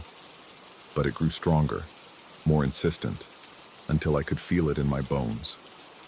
The glass was trembling in its frame, creating a low, resonant note that seemed to bypass my ears and speak directly to some primitive part of my brain that remembered when humans huddled in caves and feared the dark. Through my barely opened eyes, I watched the window shake with increasing violence. The streetlight outside flickered once, twice, then died completely, plunging that section of the world into absolute blackness. But the darkness didn't last. A red glow began to seep through the glass, faint at first but growing stronger with each pulse. It wasn't the steady crimson of a neon sign or the warm amber of emergency lighting. This was something organic, alive, breathing with a rhythm that matched the trembling of the window. The light seemed to probe at the edges of the frame, testing the barriers between inside and outside, between here and somewhere else. I tried to scream, to move, to do anything that might break whatever spell had frozen me in place, but my body remained locked, my voice trapped in my throat like a stone. All I could do was watch as the red illumination grew brighter, more insistent, casting my familiar living room in shades of blood and shadow. The trembling intensified. Hairline cracks appeared in the glass, spreading outward from the center like a spider's web. Each new fracture released a sound like fingernails on slate, sharp and painful and wrong.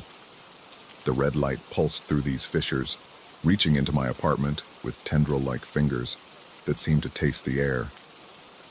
Through the crimson haze, shapes began to form on the other side of the window. Not shapes exactly, more like the suggestion of shapes. Movements that my peripheral vision could almost interpret, but that dissolved into meaningless shadow when I tried to focus on them directly. They pressed against the glass with increasing urgency, as if they were running out of time, as if this window of opportunity, literally and figuratively, was about to close forever. The paralysis began to lift gradually, sensation returning to my limbs like pins and needles after sitting too long.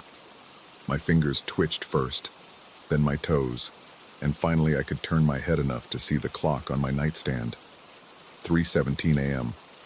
The witching hour, my grandmother would have called it, though she'd never explained why that particular time held such significance. As feeling returned to my body, so did my ability to reason. This had to be sleep paralysis. I'd read about it, knew the symptoms, the inability to move, the hallucinations, the sense of an oppressive presence.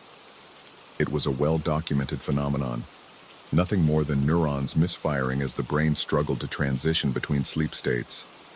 But sleep paralysis didn't explain the cold draft that was now seeping through the cracks in the window. It didn't account for the way my breath was beginning to fog in the suddenly frigid air, or how the red light continued to pulse with mechanical regularity even as my rational mind insisted it couldn't be real. I forced myself to sit up, fighting against muscles that still felt like lead. The movement sent sharp pains through my neck and back. I'd been sitting in the same position for hours, apparently. My meditation cushion was soaked with sweat despite the growing cold in the room. The window still trembled, though less violently now. The cracks were real enough. I could see them clearly in the red glow that continued to emanate from the darkness beyond. Whatever was out there seemed to sense my movement, and the pressing shapes became more defined, more urgent in their attempts to breach the glass barrier. I stood on shaking legs and took a step toward the window, then stopped. Every instinct screamed at me to back away, to put as much distance as possible between myself and whatever lay on the other side of that fragile glass. But curiosity proved stronger than fear, as it always did. That had gotten me into trouble before, in school, at work, in relationships. But I'd never been able to resist the urge to peek behind curtains that were meant to stay closed. Another step brought me close enough to see my reflection in the cracked glass, distorted by the fractures into something that looked like a funhouse mirror version of myself. The red light played across my features, making my eyes appear sunken and my skin pale as parchment. For a moment, I didn't recognize the face staring back at me. Then something moved behind my reflection. It was subtle at first, just a shift in the darkness that suggested depth where there should have been none. But as I watched, transfixed, the movement became more pronounced. A figure was approaching from the red-lit distance, walking with measured steps toward the window. Toward me. The figure resolved into a familiar silhouette. Marcus, still wearing that strange, light-drinking outfit from my meditation vision. But this version of him moved differently, with a fluid grace that reminded me uncomfortably of a predator stalking prey. His face was clearer now, and I could see that his usual smile had been replaced by something hungry and patient. He stopped just on the other side of the glass and raised one hand, pressing his palm flat against the surface. The window stopped trembling immediately, but the cracks continued to spread outward from the point of contact. When he spoke, his voice came from everywhere and nowhere, bypassing my ears entirely and resonating inside my skull. He told me I'd made a mistake, that the offer had been genuine, and my refusal had set certain things in motion that couldn't easily be stopped. He spoke of boundaries becoming permeable, of barriers that had held for centuries beginning to weaken. My meditation, he explained, had opened something that was never meant to be opened, created a connection that existed beyond the normal rules of space and time. The red light behind him pulsed brighter, and I could see other shapes moving in that crimson distance. Lots of them, all pressing forward with the same patient hunger I saw in Marcus's transformed features. They were waiting, he told me, for the moment when the window finally gave way, when the glass barrier that separated here from there would shatter completely. But that wasn't the most terrifying part of his revelation. The most terrifying part was when he asked me why I thought he was on the other side of the window instead of standing right behind me. I spun around, my heart hammering against my ribs like a caged bird. The living room was empty, exactly as it should be. No Marcus, no strange figures. Nothing but my familiar furniture arranged in their familiar patterns. The only light came from the digital clock on my cable box and the faint glow of the streetlights outside the unbroken window. I turned back toward the glass and found it pristine. No cracks, no red light, no pressing shapes from another world. Just the normal view of the street below, complete with the functioning streetlight that bathed everything in its usual orange glow. My reflection stared back at me, pale and confused, but entirely normal. The meditation cushion sat exactly where I'd left it, dry as dust. The room temperature was perfectly comfortable. My clock read 11:43 p.m., barely an hour after I'd begun my nightly practice.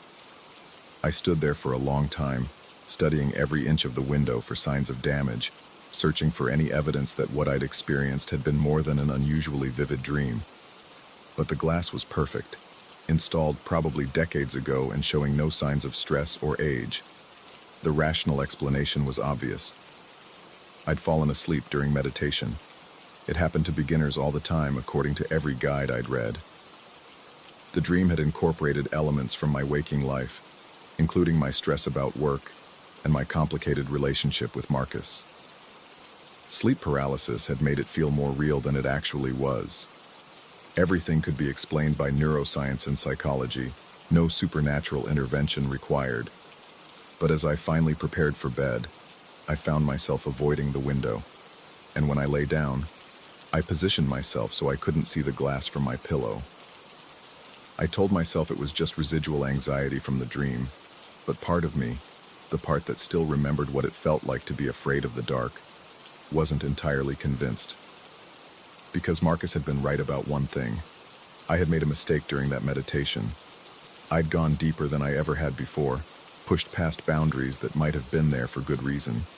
And even though the window showed no signs of damage now, I couldn't shake the feeling that something had changed during those lost hours. Something that made the darkness outside seem hungrier than before.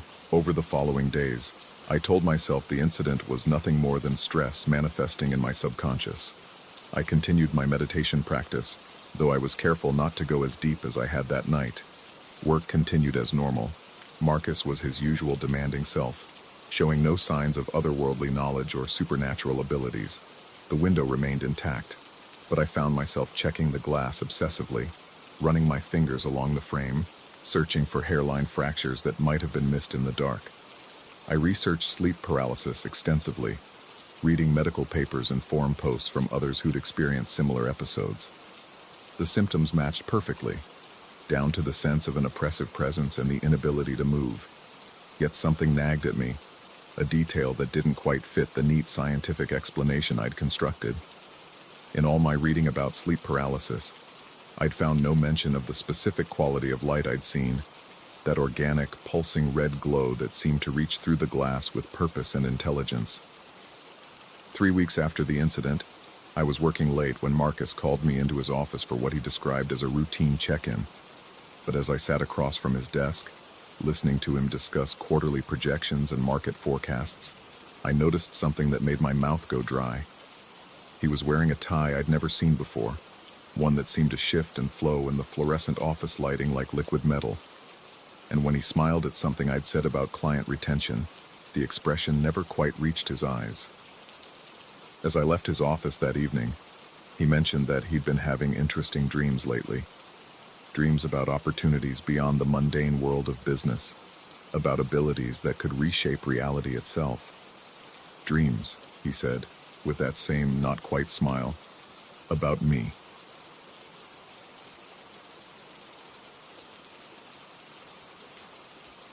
Story 11.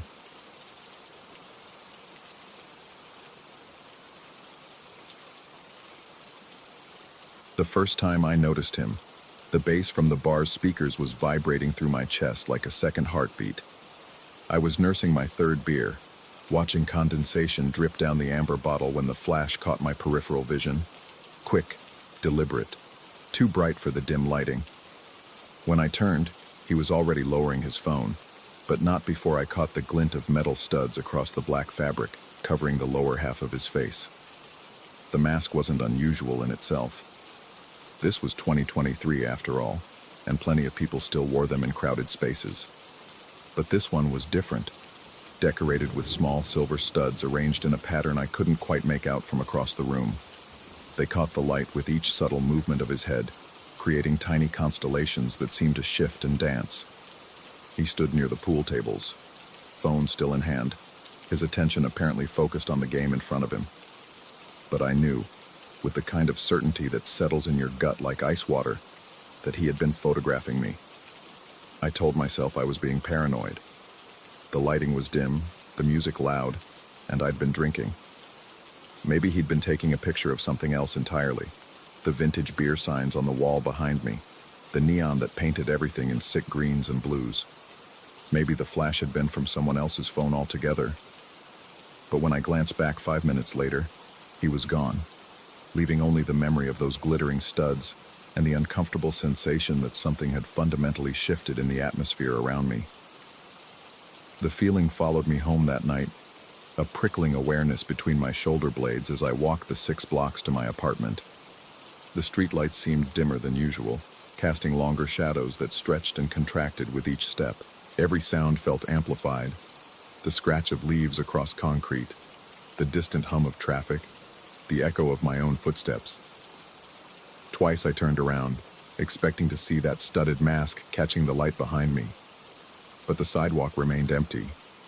I told myself it was the alcohol, the late hour, the natural unease that comes from being alone on city streets after midnight.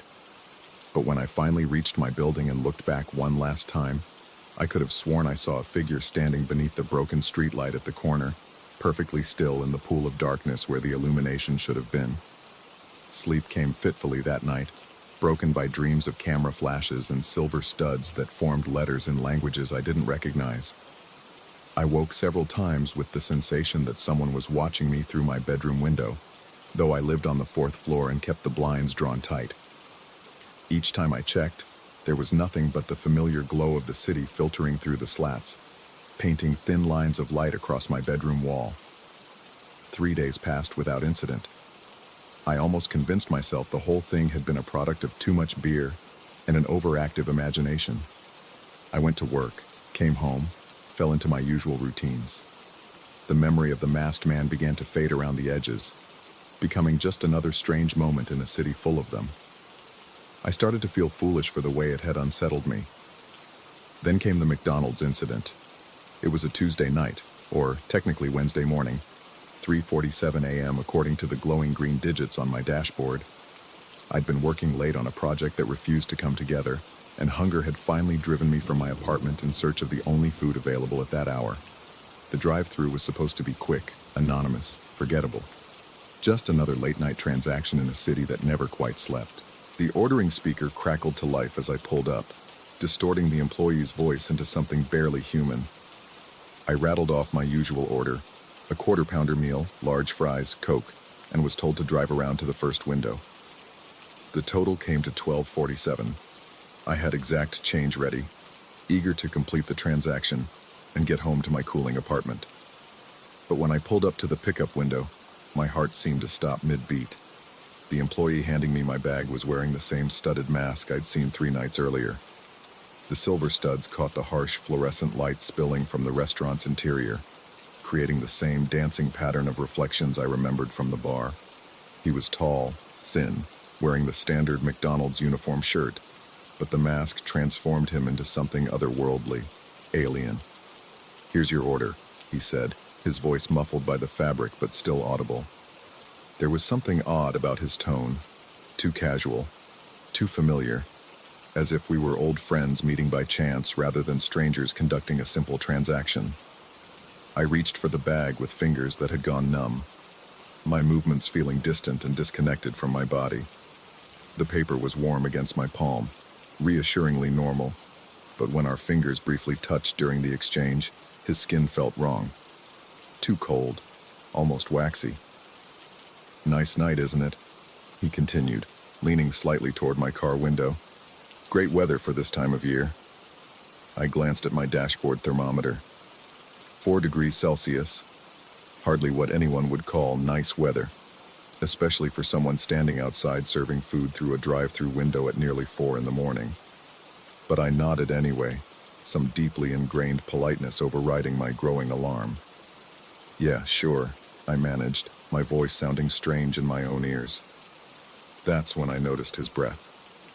In the cold air, it should have been forming normal puffs of vapor, the kind you see on any winter night. Instead, the mist that escaped around the edges of his mask seemed to hang in the air longer than it should, forming distinct shapes before slowly dissipating. At first I thought I was imagining it, but as he continued to speak, something about the late shift and how quiet it got after midnight, the vapor began to form what looked disturbingly like letters. I couldn't make out words exactly, but the shapes were too deliberate, too purposeful to be random. They hung in the space between us for just long enough to register before dissolving, leaving me wondering if I'd seen anything at all. "Drive safe," he said finally, stepping back from the window. The vapor from those words formed what might have been a symbol, or perhaps just my overworked imagination imposing meaning where none existed. I drove away without responding, my hands gripping the steering wheel so tightly my knuckles had gone white. In my rearview mirror, I could see him standing at the window, motionless, watching my car disappear into the night.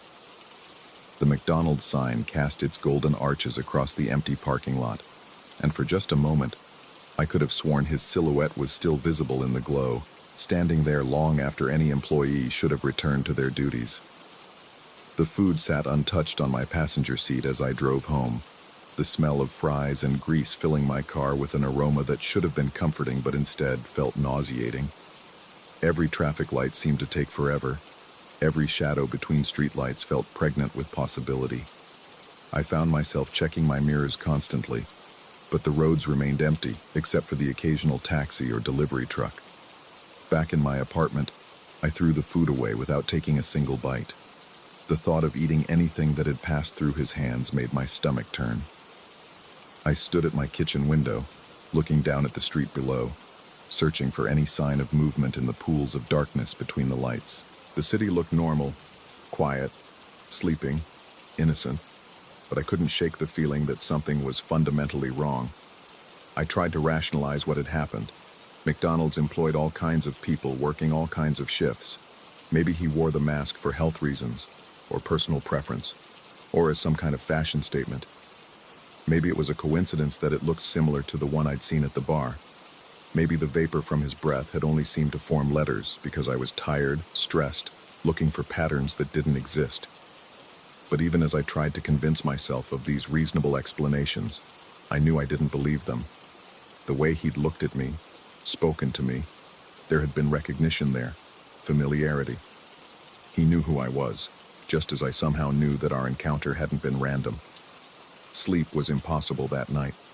I lay in bed listening to every sound the building made, the settling of old wood, the hum of the heating system, the distant murmur of traffic. Every noise seemed amplified, significant, potentially threatening. I kept thinking about the vapor letters, trying to remember their exact shapes, wondering what message they might have contained. Around 6 in the morning, exhaustion finally won out over anxiety, and I drifted into an uneasy sleep. But even in my dreams, I could see those silver studs glinting in fluorescent light, could feel cold fingers brushing against mine, could watch impossibly long-lasting vapor form shapes in the frigid air. The pattern continued over the following weeks, though never quite the same way twice.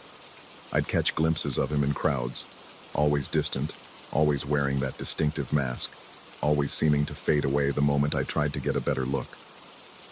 At a coffee shop downtown, waiting in line behind me, his reflection visible in the window before disappearing when I turned around. Walking past my office building late one evening, his distinctive silhouette backlit by streetlights before melting into the darkness between storefronts. Each sighting was brief enough to question, ambiguous enough to doubt. Maybe it was someone else with a similar mask. Maybe my eyes were playing tricks on me. Maybe the stress of constant vigilance was causing me to see patterns where none existed. But the feeling of being watched never left me. That prickling sensation between my shoulder blades that made me constantly check over my shoulder, constantly scan crowds for familiar reflecting studs. I started taking different routes to work, varying my schedule, avoiding the bars and restaurants where I'd first encountered him. But it didn't matter. He seemed to know where I'd be before I did, appearing in my peripheral vision like a recurring nightmare made flesh. Never close enough to confront, never long enough to be certain, but always there, a constant presence lurking at the edges of my awareness. The photographs started appearing a month later. I found the first one slipped under my apartment door on a Thursday morning, printed on glossy paper that caught the hallway light. It showed me at the bar that first night, sitting alone with my beer, unaware that I was being watched. The image was taken from across the room, but the quality was surprisingly good, sharp enough to make out the expression on my face. Relaxed, unguarded, completely oblivious to the camera's presence. There was no note, no explanation, just the photograph itself. I held it with trembling hands, studying every detail, looking for clues about who might have taken it or why they would want me to have it.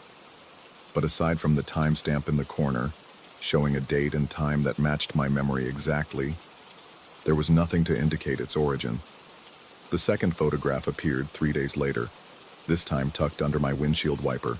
It showed me walking home from the bar that same night, captured from behind as I passed under a streetlight. I was looking over my shoulder in the image, as if I'd sensed I was being followed, and the expression on my partially visible face was one of growing unease. The third photo was waiting on my desk at work, somehow placed there despite the building's security and my locked office. This one showed me at the McDonald's drive-thru, reaching for the bag, my face clearly visible through the car window. But what made this image particularly disturbing was what it revealed about the photographer's position. They would have had to be standing behind the employee, inside the restaurant, to capture this angle. Each photograph was technically perfect, composed with an artist's eye for shadow and light. They told a story of careful observation, patient stalking, intimate knowledge of my movements and routines.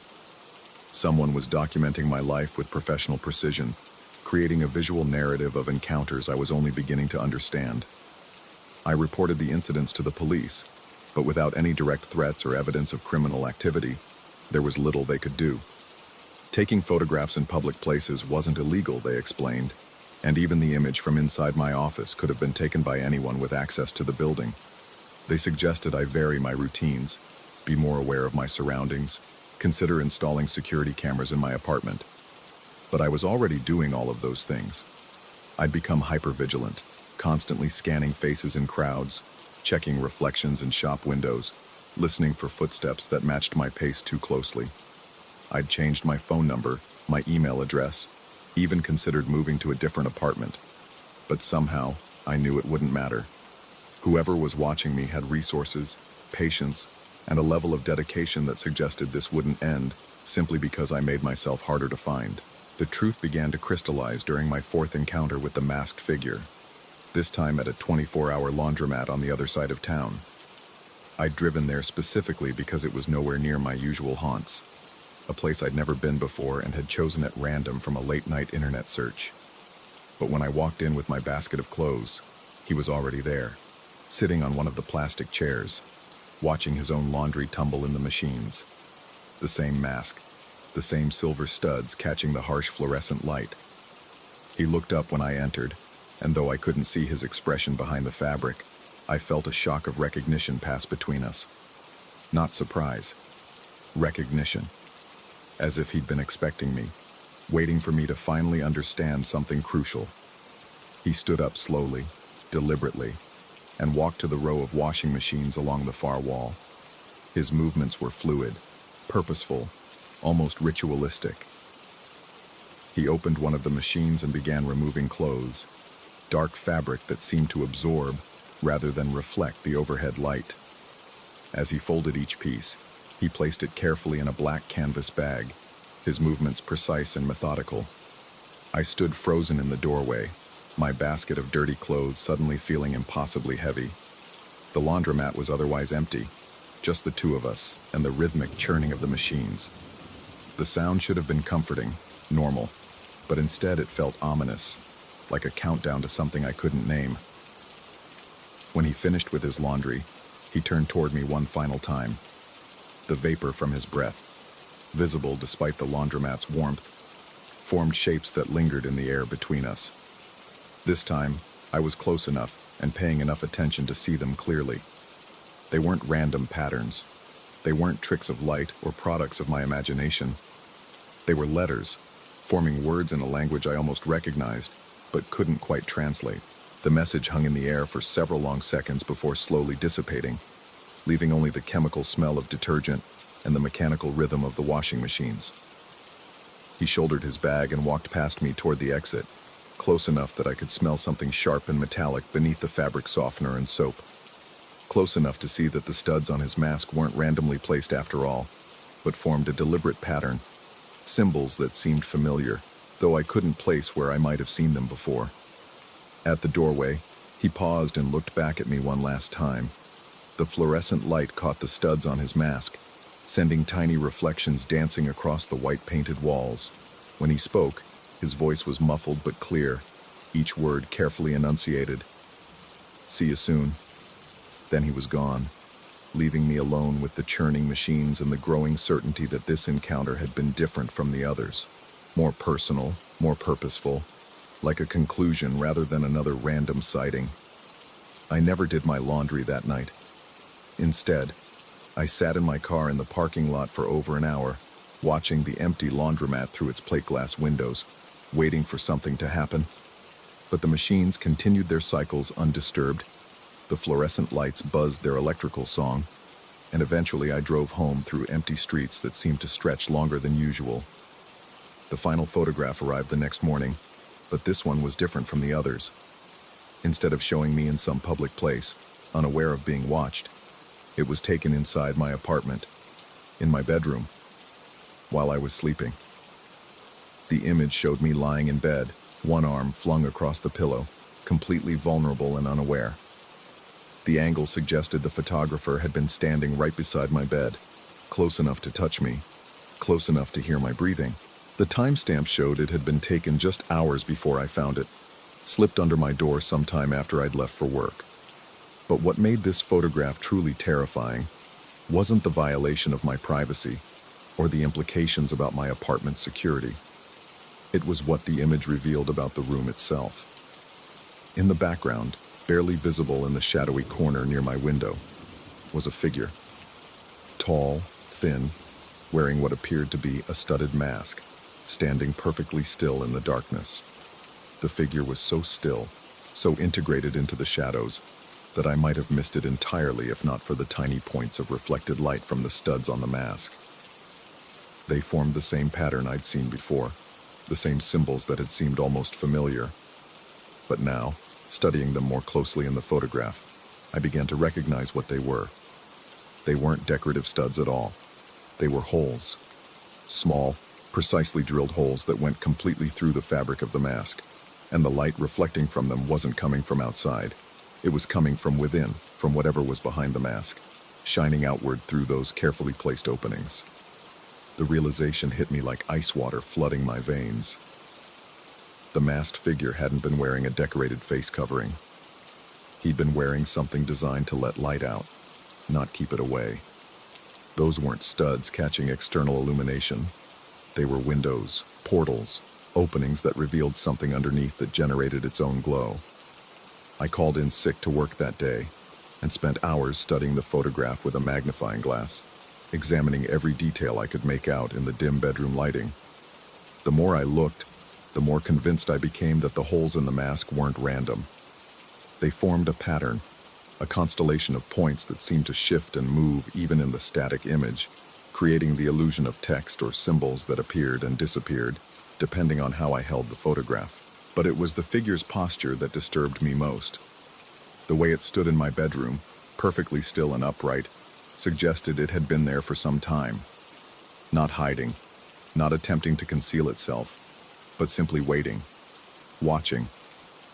Present in my most private space with a patience that suggested infinite time and absolute confidence that it wouldn't be discovered. I moved out of the apartment that weekend, packing only essential items and leaving everything else behind. I found a small furnished place across town, paid 6 months in advance in cash, and told no one my new address. I changed my phone number again, closed my social media accounts, and even considered changing my name entirely. For 2 weeks, I thought I'd succeeded in disappearing. No more photographs appeared. No more sightings of the masked figure. No more feeling of being constantly watched. I began to hope that whatever had been happening was finally over. That distance and anonymity had broken whatever connection had existed between us. But last night, as I walked home from the corner store with groceries for my new apartment, I saw him again. Standing beneath a broken streetlight at the end of my new block, perfectly motionless in the pool of darkness where the illumination should have been. The same tall, thin silhouette. The same studded mask catching and reflecting light that shouldn't have been there. As I watched, frozen on the sidewalk with my grocery bag clutched against my chest, he raised one hand in what might have been a greeting. His breath formed shapes in the cold air. Letters, words, messages I still couldn't quite decipher but somehow understood on a level deeper than language. Then he turned and walked away, disappearing into the maze of side streets and alleyways that surrounded my new building. But not before I noticed something that made my blood run cold. He was carrying a camera.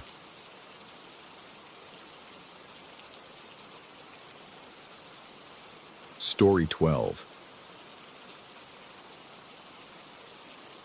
The highway Starbucks where I work sits like a fluorescent island in an ocean of asphalt and diesel fumes.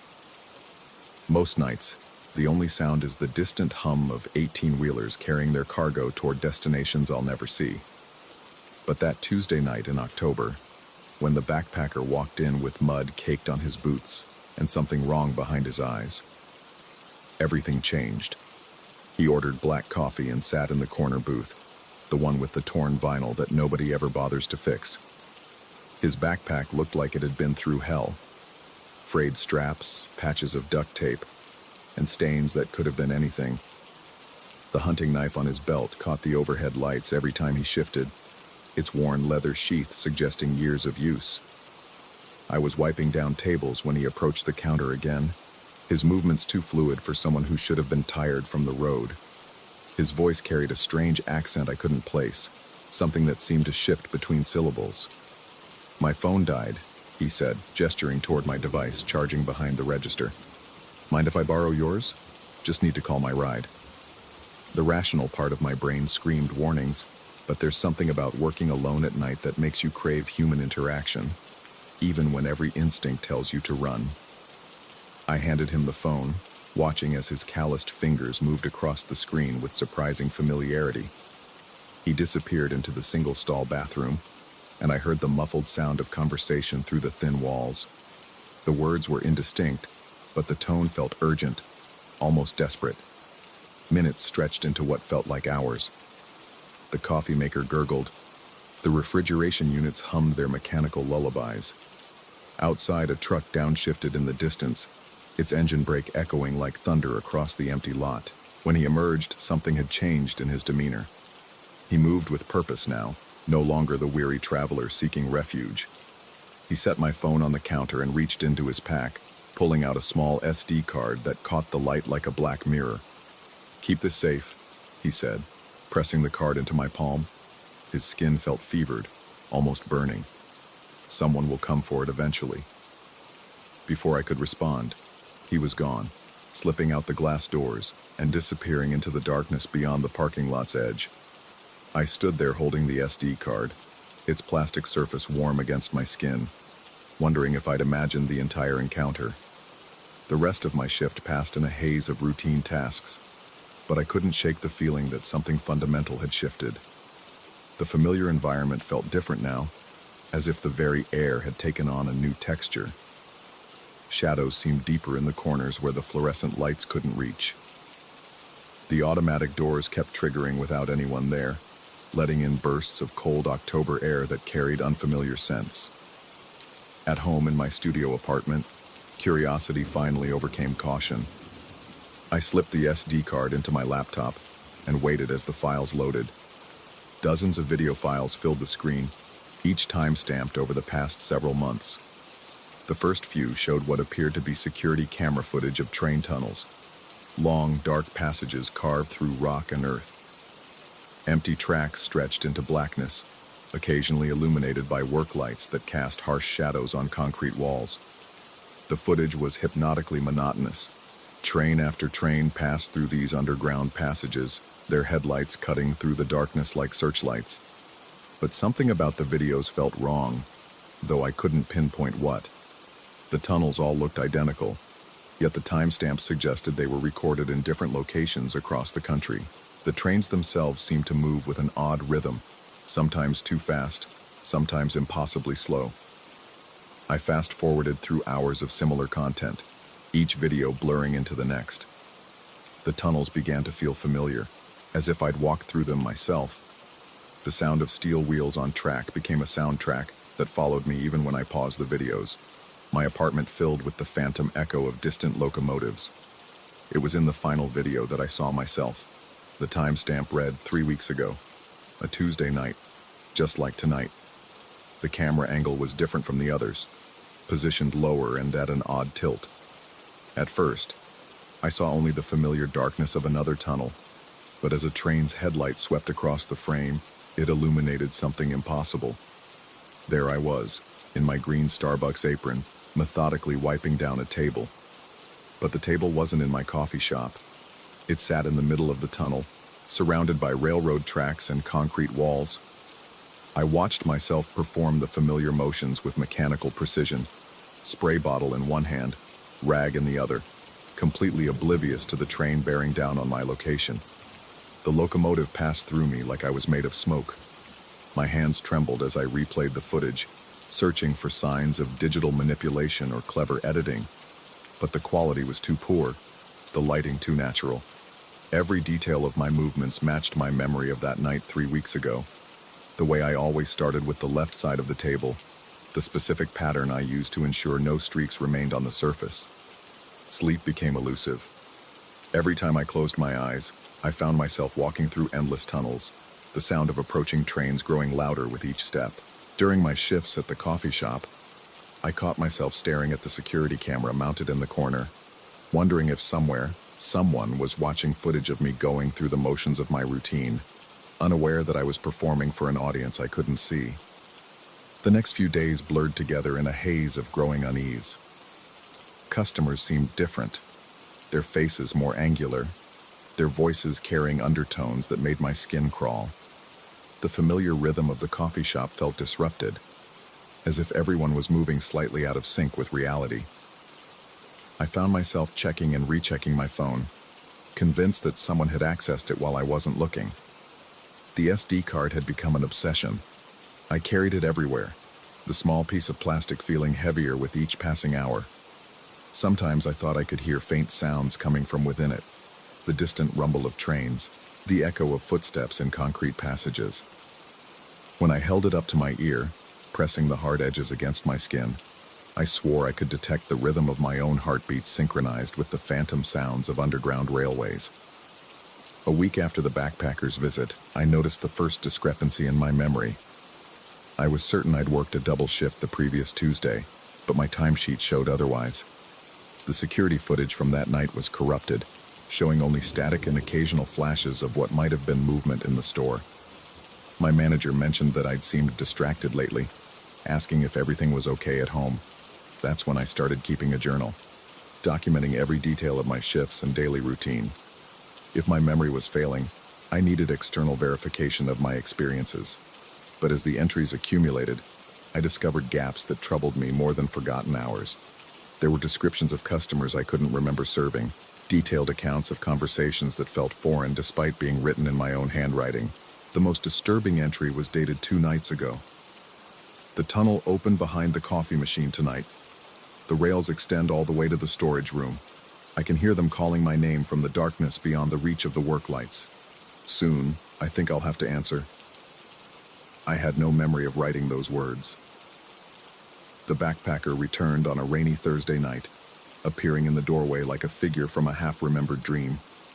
His clothes were different, cleaner somehow, despite the mud that still clung to his boots. The hunting knife was gone from his belt, but something else had taken its place, a small device that looked like a GPS unit but displayed symbols I didn't recognize.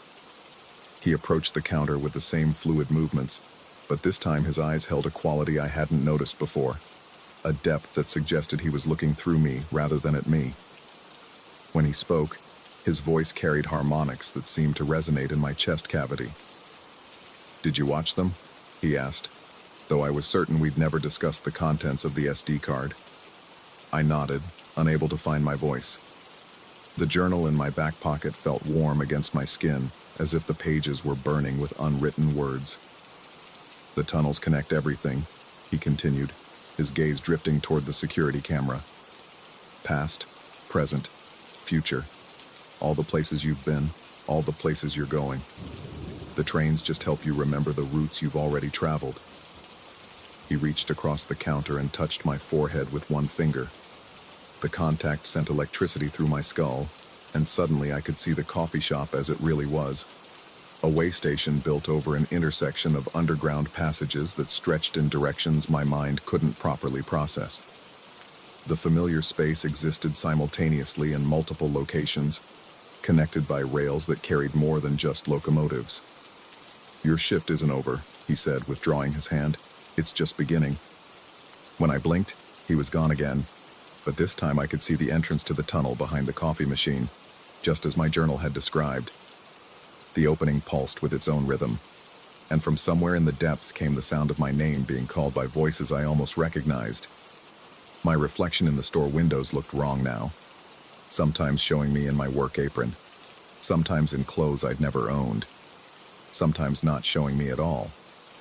The security camera tracked my movements with mechanical precision, recording footage that would eventually find its way onto another SD card, to be discovered by another night shift worker in another highway coffee shop. The trains are calling again.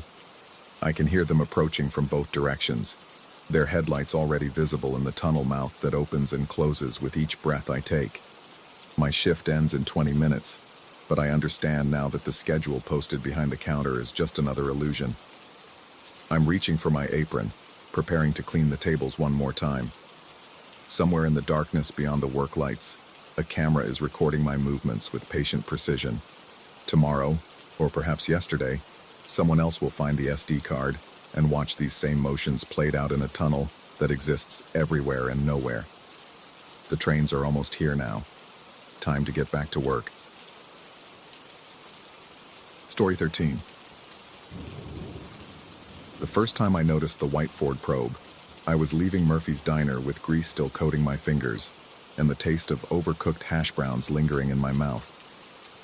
The October evening had settled into that peculiar twilight that makes everything look slightly wrong, as if the world had been photographed through a dirty lens. I fumbled with my keys in the parking lot, the cold metal slipping between my sweaty palms, when I caught sight of it in my peripheral vision.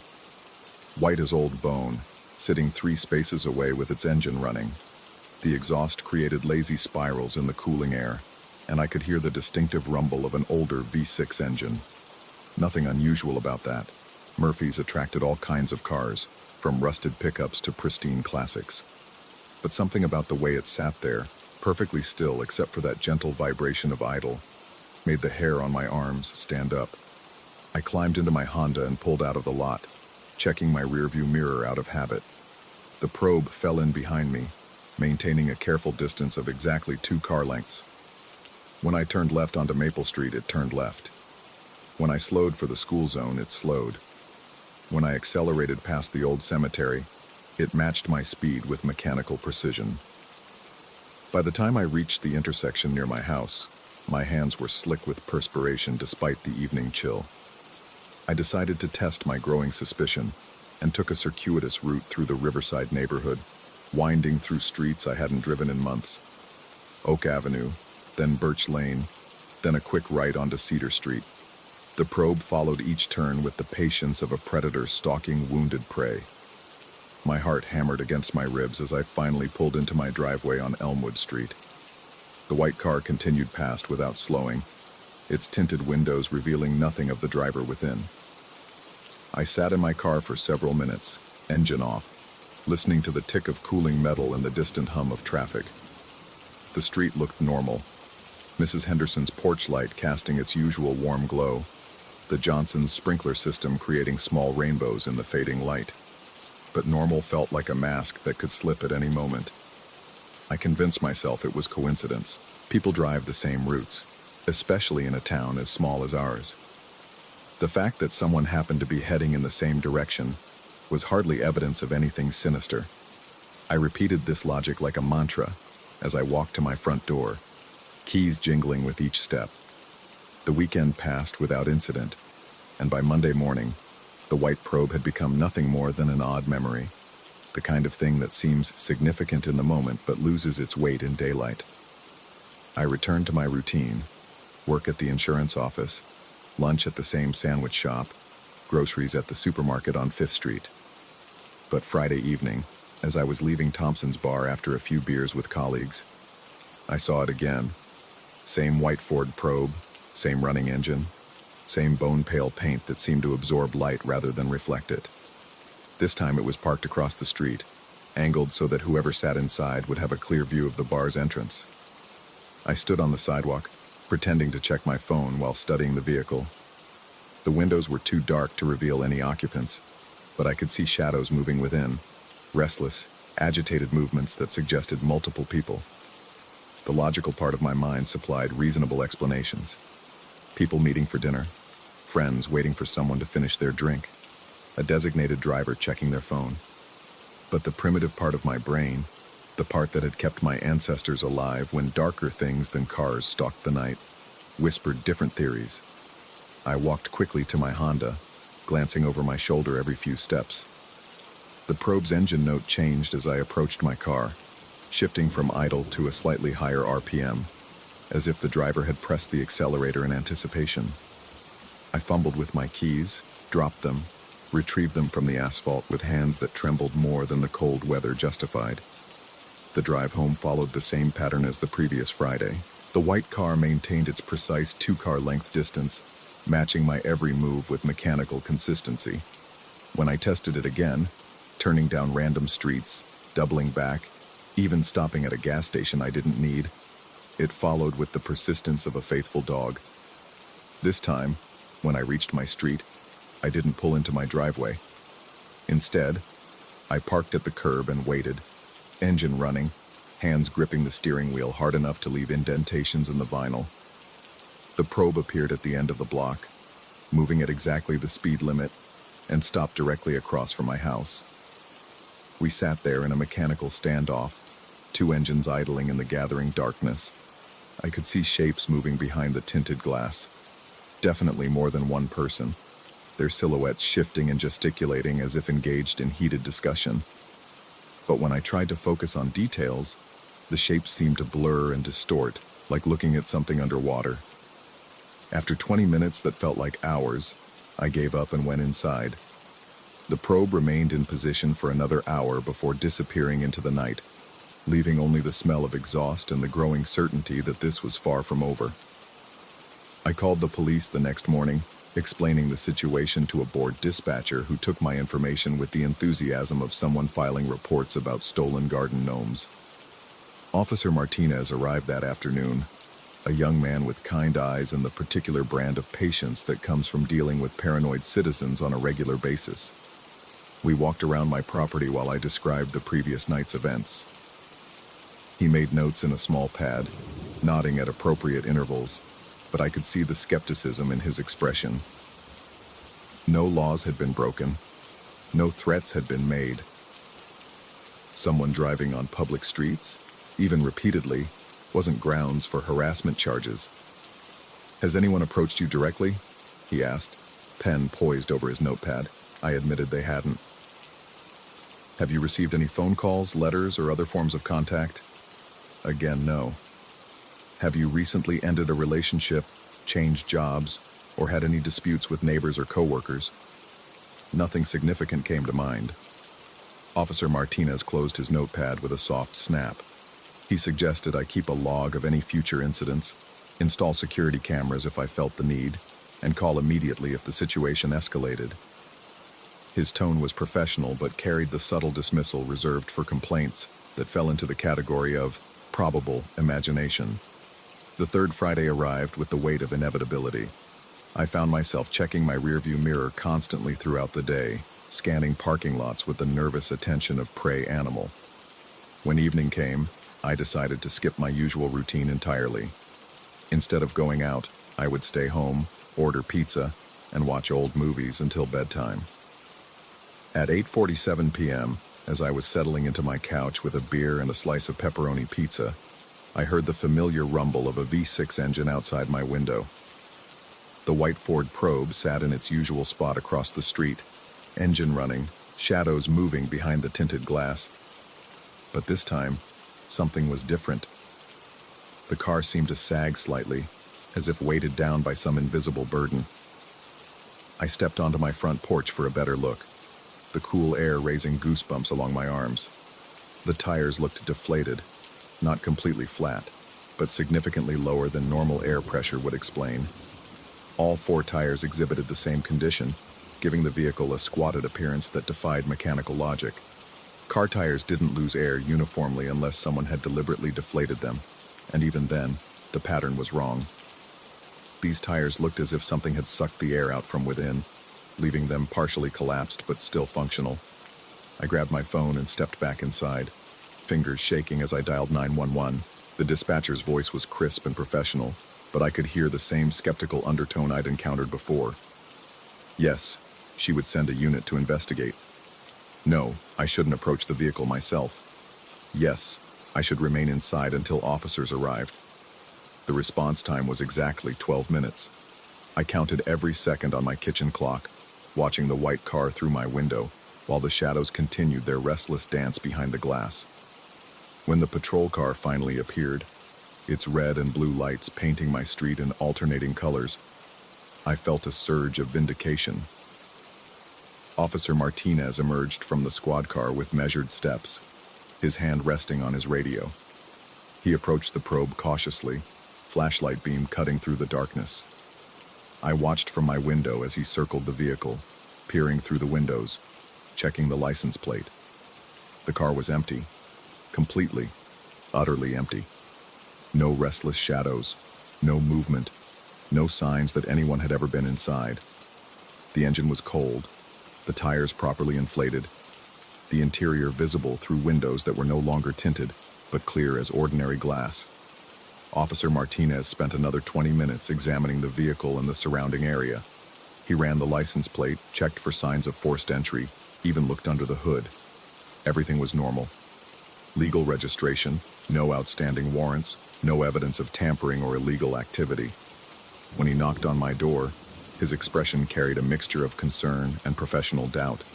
He explained what he'd found, or rather, what he hadn't found. The car appeared to be legally parked, properly maintained, and completely abandoned.